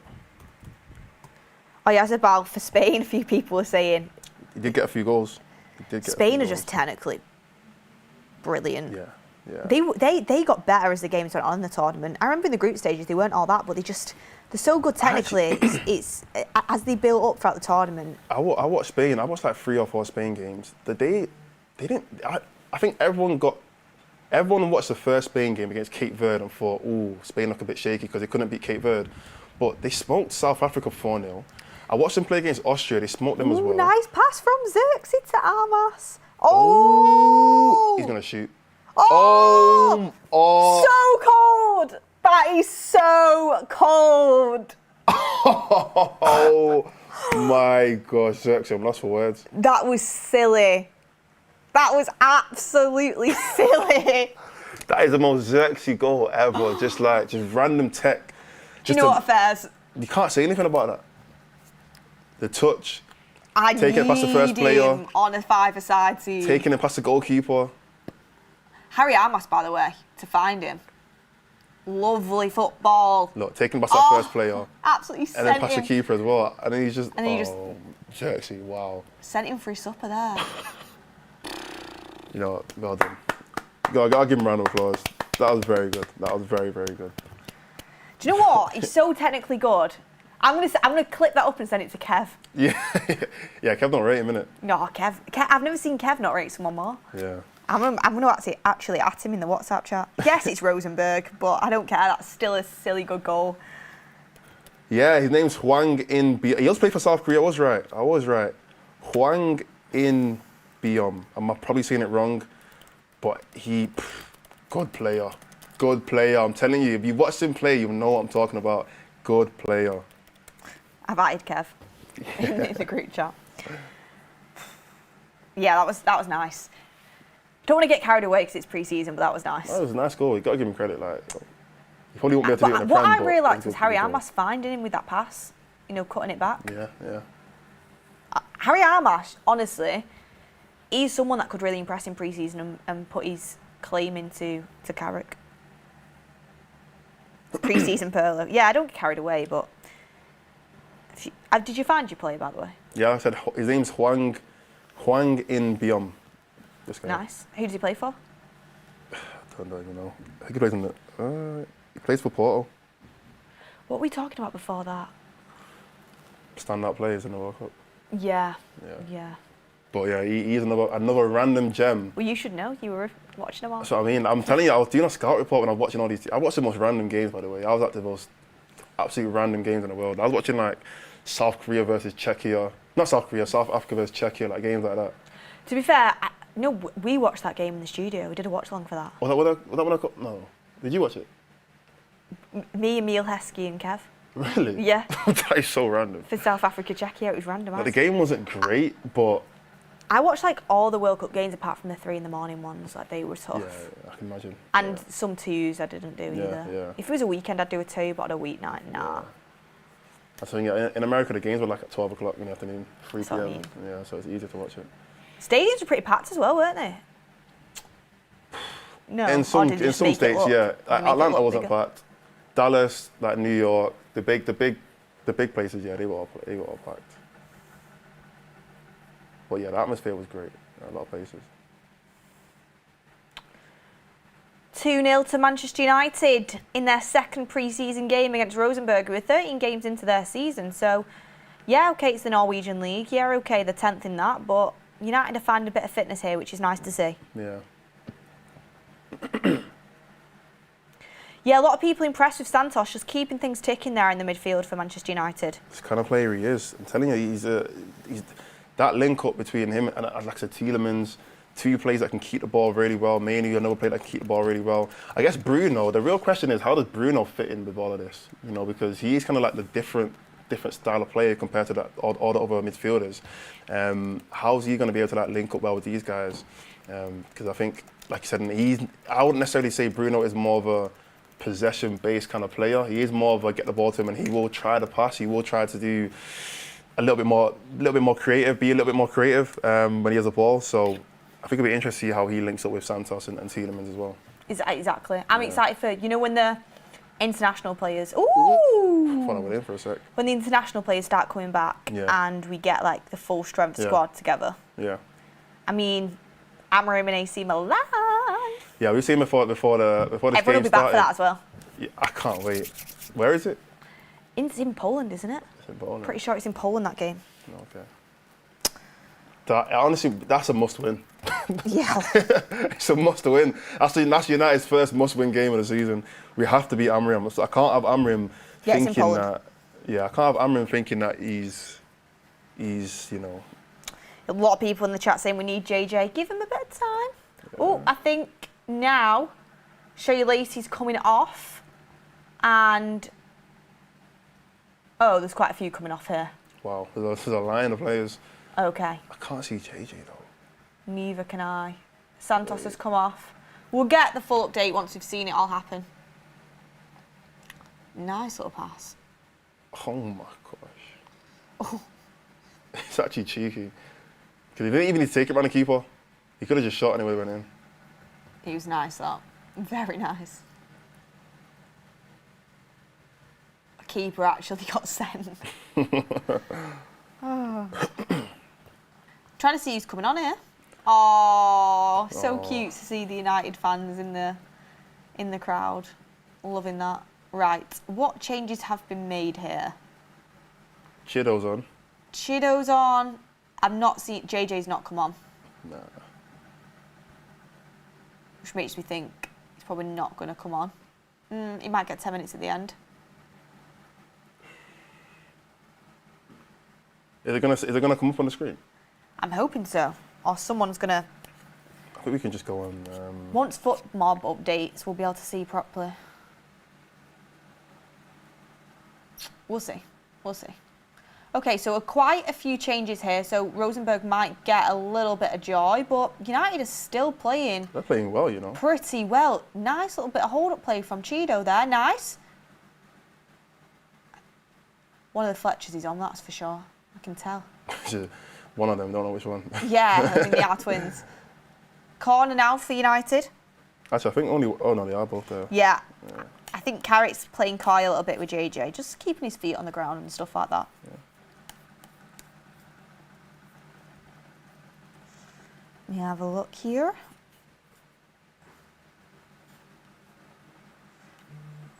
Hey, can we get a poll going in the live chat if possible? And the poll would be keep Armas or another loan. Because I wanna see what people think, because I think Armas has so much talent and ability. Oh, he scored that. That Dango? No, Devani, like I was saying. Yeah, you did actually say, yeah. I told you. Yeah. He looked good in the last game. He's a midfielder but played at centre-back in the last game, and Devani just scored a pretty decent goal for corner there. Score straight away, mate. The youngsters come on the pitch and then he scores straight away. Straight away. I've seen Dangor. I've seen... Here we go. Yeah, nice little finish into the top of the net. Yeah, Devani is I liked him in the last game and I'm glad he's got his goal there. Nice little finish into the top of the net there. That is so Harry Maguire. Even like just before that, just the shot from behind, I just thought, who is that? And who took the corner? Was it Armas? It was one of the Fletchers. Oh, was it? I need to find out. I need to be able to... I've actually met one of them before, actually. I think I met Jack. I think Harry Armas is such a baller. It's just whether he's going to be able to do it in the Prem week in, week out, but I like the idea of having him around. Yeah, no.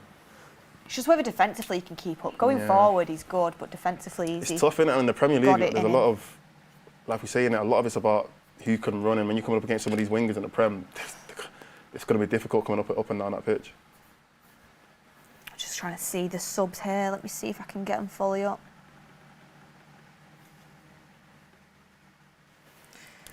Let's have a look here. Can see, okay. Right. I can't fully see them all yet, but hopefully they'll come up on foot. Have you found them, Mods? No, I'm trying to check. Trying to find them on Foot Mob.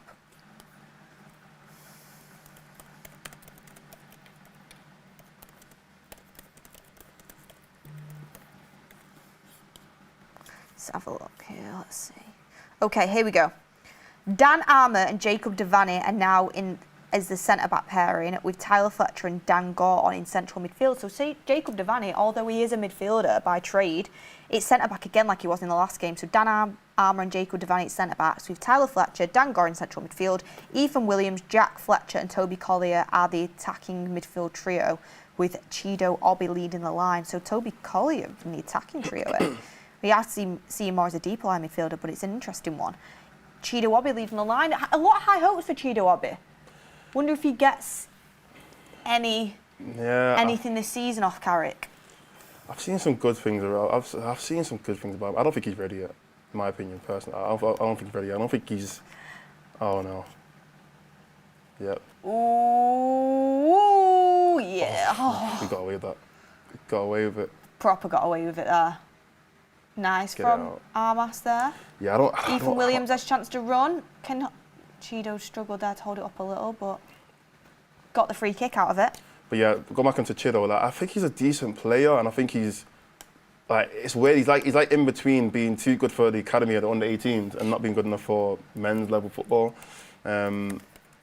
which I think is why he does so well, like just scoring all the goals for the under-18s. But when he gets to that next level, I think he does struggle a little bit with just the technical side of it, like the hold-up play and all that kind of stuff. So I do want to see him develop a little bit more in the academy before we actually like try and put him into the team.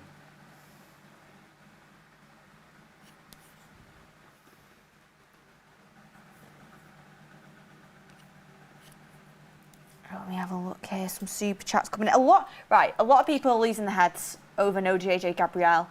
He's 15 years of age. Yes, he looks extremely promising, but he came back to training late and he's only had a bit of training time. He's come to Rosenborg. He's got the experience. He might come on. Yeah, he might come on. He might not. But if he doesn't, let's not lose our heads. Is this the first time he's travelled with the team? Still plenty of time. Yeah, he's 15, guys. Yeah, still plenty of time to see him. When he's ready, I'm sure Carrick will play him. I don't think he wants him to get too far ahead of himself or anything like that. I don't think he will. I don't think that's the case. I think it's just the case of there are other players in the team as well. Exactly. You know? Like I said, he's 15. It's not like he's going to be his only opportunity to get game time. So. Like, don't get me wrong. I want to see JJ come on. I want to see him. Yeah. He's meant to be absolutely ridiculous in terms of his talent levels, but he's 15. He's going to get time at some point.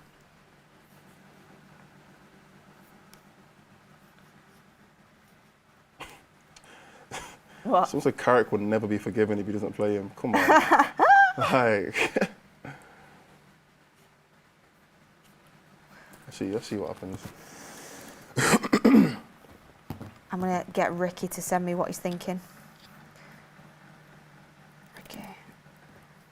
Thoughts on the game so far?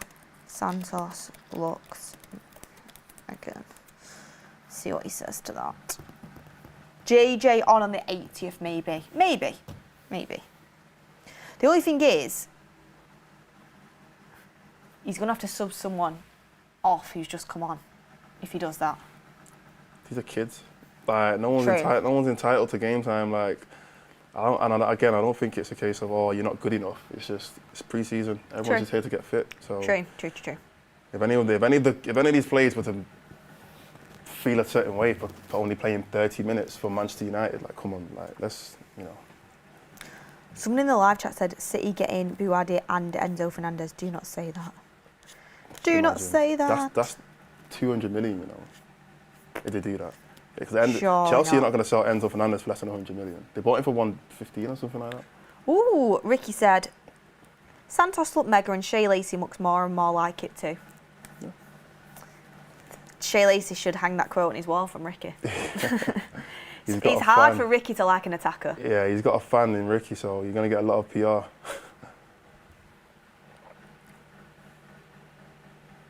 No, I like Shea Lacey. I like. He does give me, like, people hate when I say this, give me Foden vibes.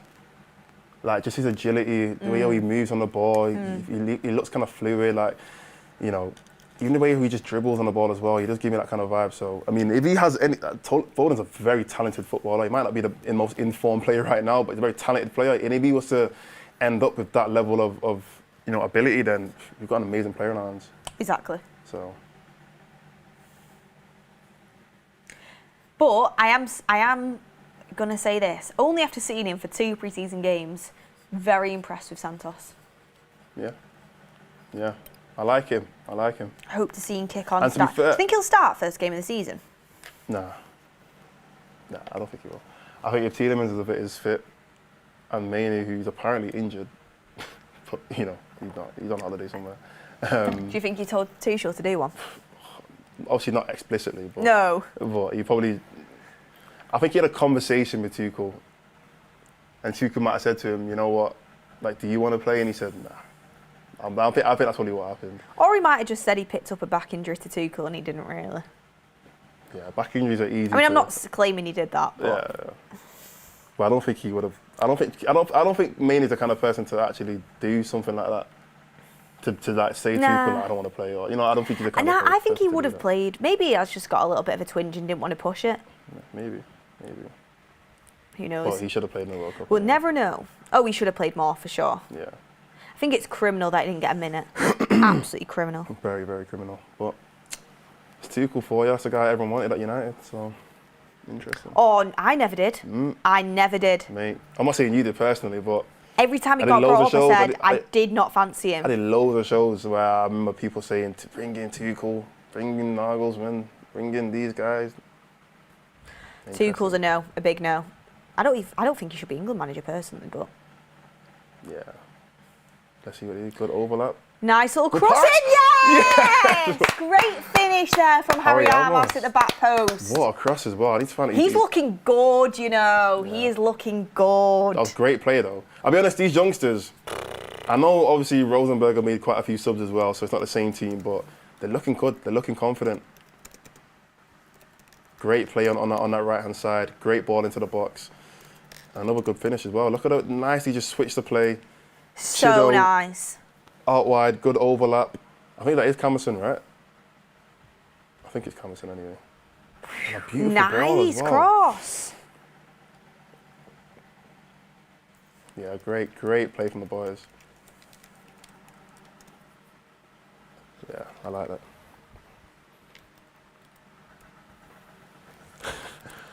Someone said it was me that made the cross. It was me. To somebody out there thinks that was me who made that cross. So.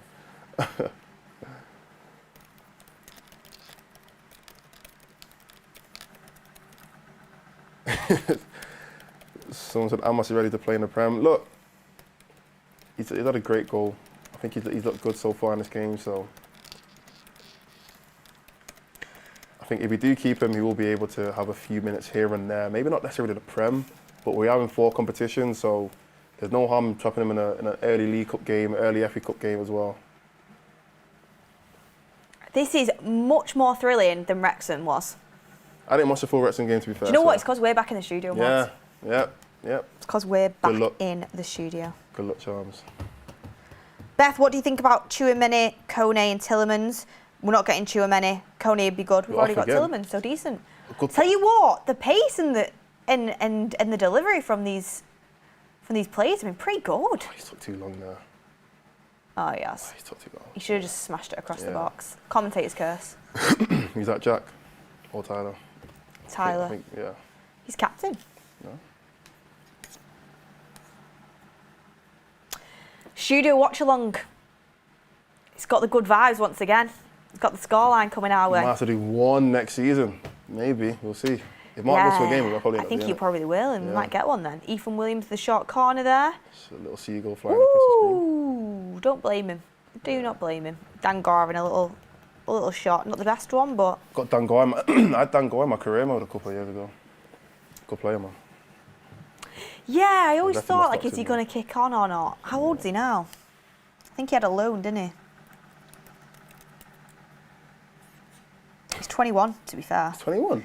Yeah, when you're 21, you've got to start getting into the first team, really, aren't you? It's tough, because that reserve team, the under, I guess, 23s, whatever you call it, Premier League 2, you don't really stay there for that long. You really want to start getting that, like, real, proper men's football at that point. People saying the kids are better than the first team. Listen. They can't tell the difference. I think they've got a bit more pace about them. They look a bit fitter. Yeah, probably. I mean, they are younger, so they probably just, naturally just can run a bit longer. But I want to see, like, a full 11v11 of, I guess, the academy versus... Oh, it'd be so good to actually watch that. I wish we could see it. They'll never do it, though, because if the men's team lose, then it'll be crazy. But I want to see it, though. Decent shot from Rosenborg, but I think you can just see the quality difference here as well. Yeah.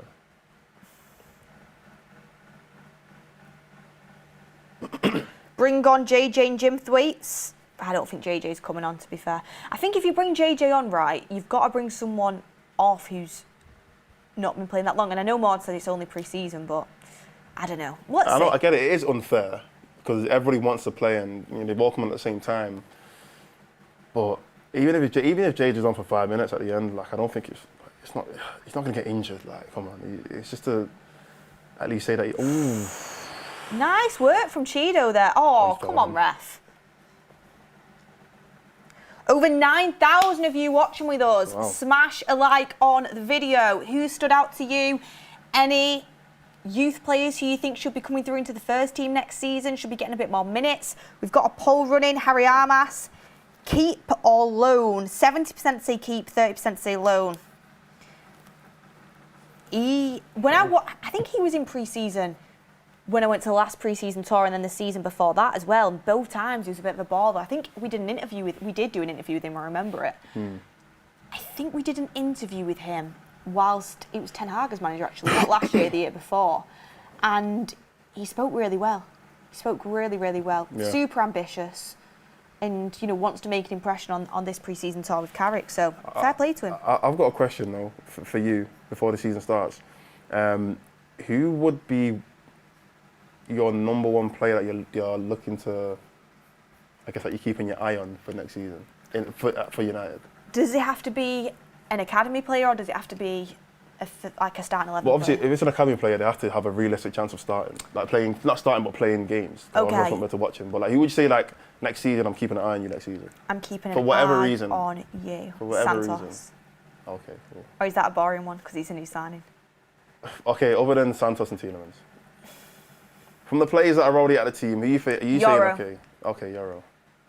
Euro because, look, again, not to put pressure on the lad, but he's very highly thought of when he came in.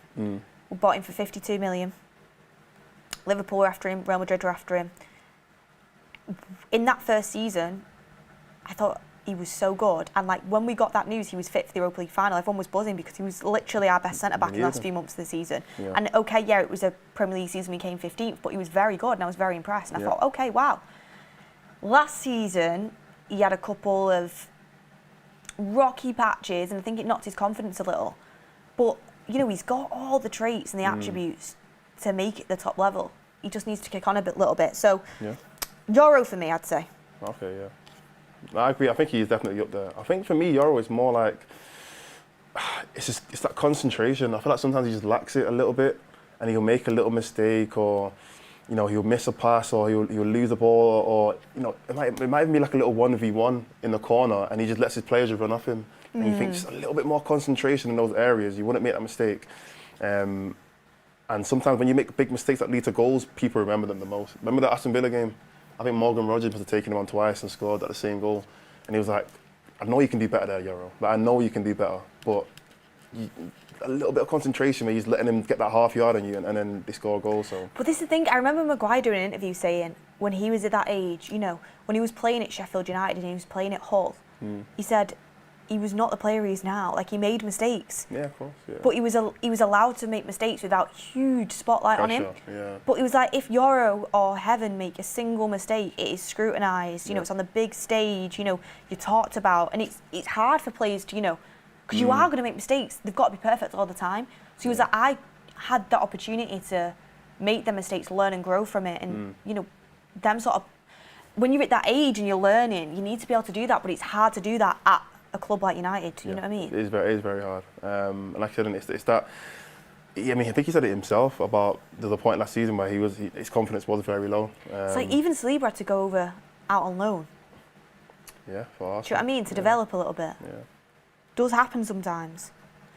Would you loan Euro ever, or do you think you can't loan a 52 mil signing? No, you can't. I think you only loan him if you don't want him. I think that's the only way you loan him because we just don't have the options to even letting any of our centre-backs go right now. Yeah, that's true. We just don't have the capacity to even do that. So I think we have to keep. I don't think he should go on loan anyway. So yeah. I wouldn't loan him either, but I just wanted to ask the question because I've seen a couple of people say it. I hope You're in Heaven just create that partnership that the reason we bought them both. But people are going to have to be a little bit patient, and can United be patient when we want to go and compete at the top level? Yeah.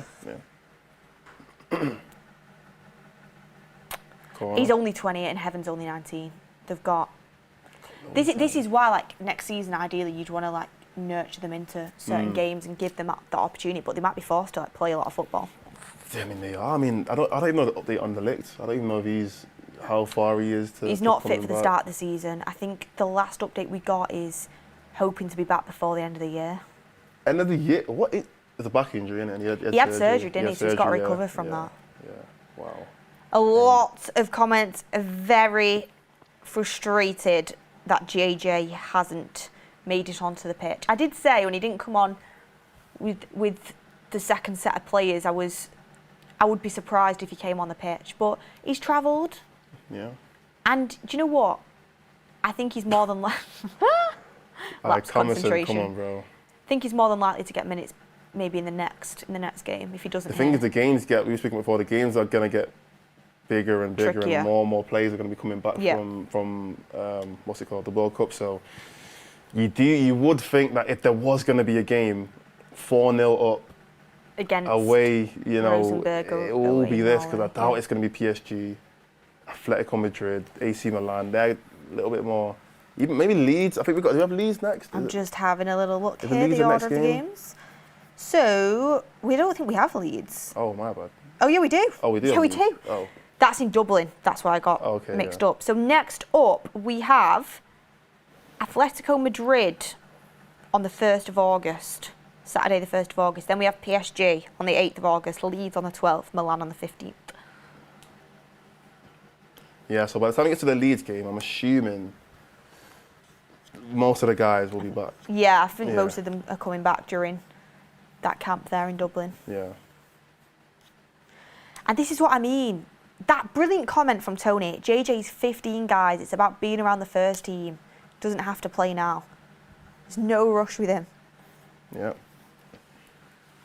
Tell you what, I can't wait to see this kit on Champions League nights.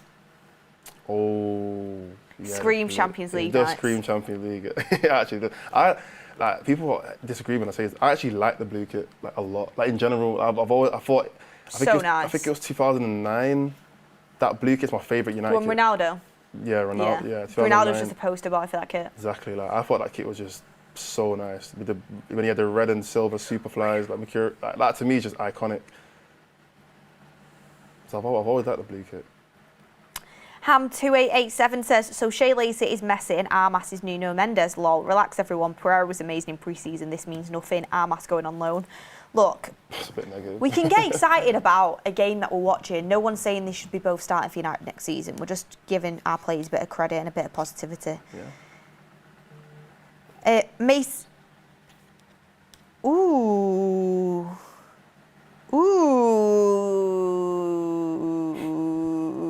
Go on, you can read it. That was my Gary Neville there. Didn't even mean to do that, but. Oh, nice little flick. Okay, let's wait for this cross to come in. And there's been a bit of news, everyone. And a goal. Ethan Williams. Can I just say, Camerson. Baller. Great. Again, good play out wide. On a serious level, why is our youth players better than ours? No, slightly, they actually are. I think they're just a little more direct. That's literally all it is. Nah, fair play. Nah, and plus, Rosenborg are a bit more tired in the second half. It's a different Rosenborg team as well. They made a lot of changes, but I like it though. Yeah, Simon Stone tweet. I'm bringing it in now, guys. Ethan Williams with a nice little finish. Camerson with brilliant delivery here. Lovely. A little flick on, I think. I couldn't have been on purpose. Was it on purpose? Okay, I won't keep you waiting much longer, guys. Okay. This is from Simon Stone of the BBC. Following up from Samuel Luckhurst, who was adamant on his Chouameni reporting when a lot of people called it fake news. And what I will say about this, before I give you the news, is, again, this is just opinion and a little bit of insight. It's nothing to say this is the case. But Samuel Luckhurst was around in the Jose Mourinho days at United, in presses and everything like that. Yeah. When we went to cover Man United versus Fenerbahce in Turkey, in Istanbul, I got to be in a Mourinho press conference. I met Mourinho. It was fantastic. I was loving it. But Luckhurst and Mourinho, they were very pally-pally. Do you know what I mean? Like, they obviously have a relationship. I'm not saying Luckhurst is telling him the Chouameni stuff, but I'm saying you just You don't, people have connections and you don't. You mean you're not saying Mourinho's telling him that?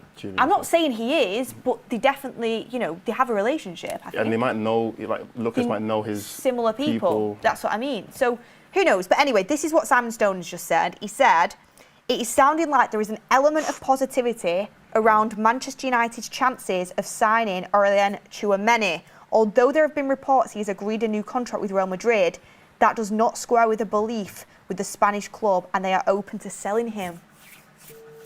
Woo! I mean, we literally just spoke about it before, about Tchouameni. I mean, it's how much you trust whether there's truth in that. But I know Simon, he would not say anything if it wasn't it wasn't backed. Yeah, do you know what I mean? Yeah. There's substance in that. Okay, I'm not saying we're signing Tchouameni, but that's giving me a little bit of glimmer of hope. A little bit of optimism. Not getting my hopes up. I'll wait for an Ornstein or a Romano. I'll wait for Fabrizio to come and say something. Yeah. People saying it's spin. Sorry, I did tease you for a long time there, guys. I set you up. I was building up to it. Yeah. But it's always better when you have to wait a little bit. Yeah, yep. But Tchouameni, look, we spoke about it before. If there was one signing that I would make, it would be Tchouameni. Look at JJ there with the bib on. See, I've seen that so means he's many been running people. up and down, by the way. Yeah, but we're in the 86th minute. He might just come sit down. He might have just been trying to say, "Hey, I'm here." But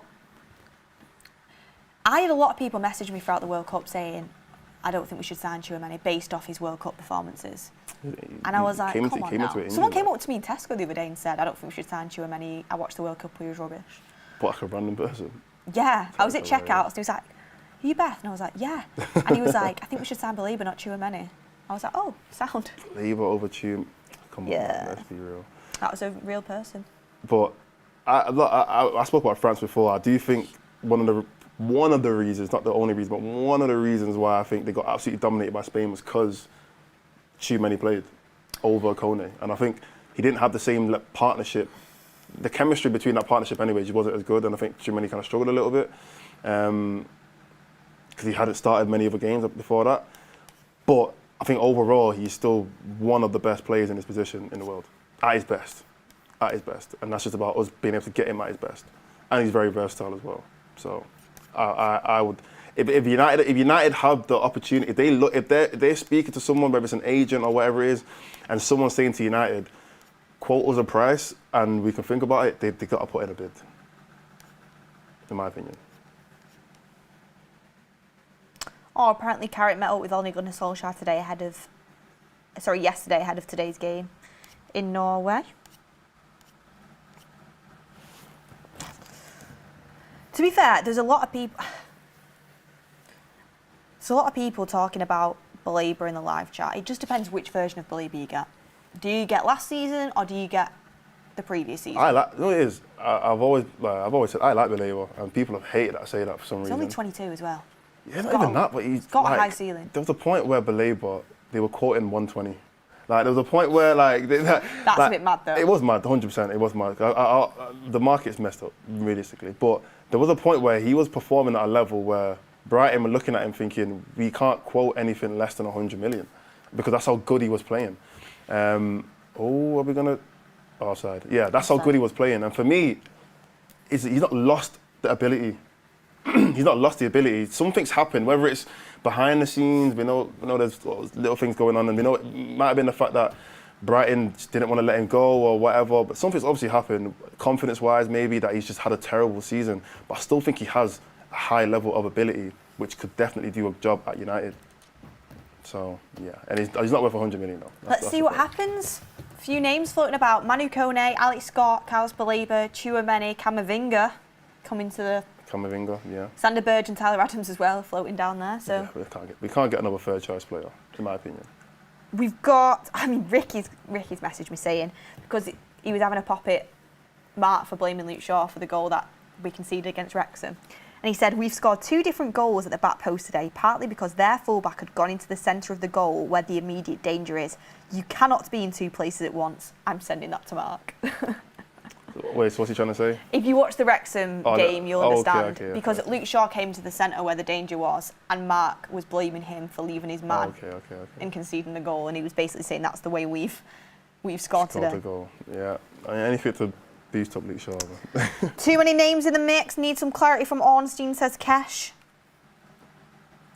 Yeah, let's be honest. When Ornstein tweets, you know something's going on. Oh, that Tillemans bomber was crazy. Yeah, exactly. That's one of the most unexpected transfers ever. I don't think people realised about his release clause. No, I think someone obviously told United about it, and they were like, "Yep." Yep, let's go there. I almost feel sorry for Villa in the sense of like, I know someone who's a Villa fan, and one of their biggest problems that season was the fact that they just lose too many players. I know. And now they just lost even more. They've got such a good manager though. What do you think of Garnacho to Villa? I think he'll do well, if he gets his head down. Garnacho, I just don't like the guy. To be honest, like, maybe he'll do well, maybe he won't, but I just think the thing with Garnacho is, I almost feel like the better he does, the more, like, the bigger his head gets, and then it actually just does worse for him in that sense. I almost feel like he needs to be like just an average player in a team where no one expects anything for him, and then he can at least just do his job in peace. But when he thinks he's the best player in the team, like he did at United, or even like when he's at Chelsea and he was starting games and they obviously paid 40 million for him, that's where it kind of just ruined it for him. So yeah, I don't have any high hopes, I'll be honest. Jaden Camerson was brought on at half-time. Assist Amas after 72 minutes. Assist Williams after 84 minutes. Jaden Camerson getting himself in Carrick's eye line there. Look, I don't know what to tell you. Good player. Got a minute left of this game. Do you reckon we can score a sixth goal? I was going to say fifth or sixth. We've absolutely battered these. Yeah, 5-0 was a good. Feels like it's not been a 5-0 game, but we have. It's because that first 20, 30 minutes was a bit shaky, to be honest.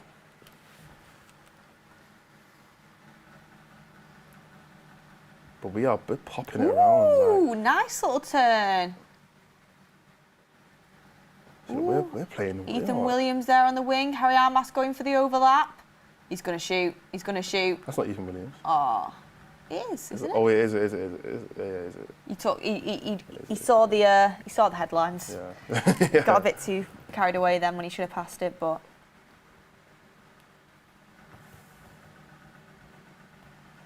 Yeah, JJ's not going to get any minutes today, but the fact he's travelled with the team is a positive sign. Yeah. Look, I'm not going to get worked up about a 15-year-old not getting some minutes in this game. Yeah, I mean, he'll get minutes when he's ready. He's still. Let's not forget, he is still competing against. Half of these guys are like 18 to 21. You know what I mean? So everyone deserves a chance. Everyone deserves an opportunity. And that is full time. Yeah. That is full time. I mean, let us know. 5-0. Manchester United beat Rosenborg 5-0 in Trondheim, Norway. A team that is 13 games into their season, and we beat them. And to be honest with you, the first team and the kids coming on both look very, very good. There's definitely some performances to ponder there from Michael Carrick and different relationships to look at. Nick P says, but Mark told us Tchouaméni is totally off, or is Mark's source past its use by date?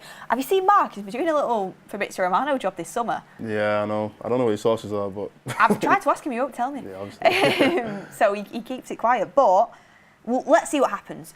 There's not too much clarity on it yet. Let's see what happens with the Tchouaméni stuff. I hope it does go through. I really do hope it does go through. Irish Go says Cam already got an assist, so Carrick should take him off and give it to Gabriel for the last 5 to 10 minutes. Well, that didn't happen, but let's see if he gets any minutes in the next game. Ham says, so Shea Lacey is messy, we've done that one.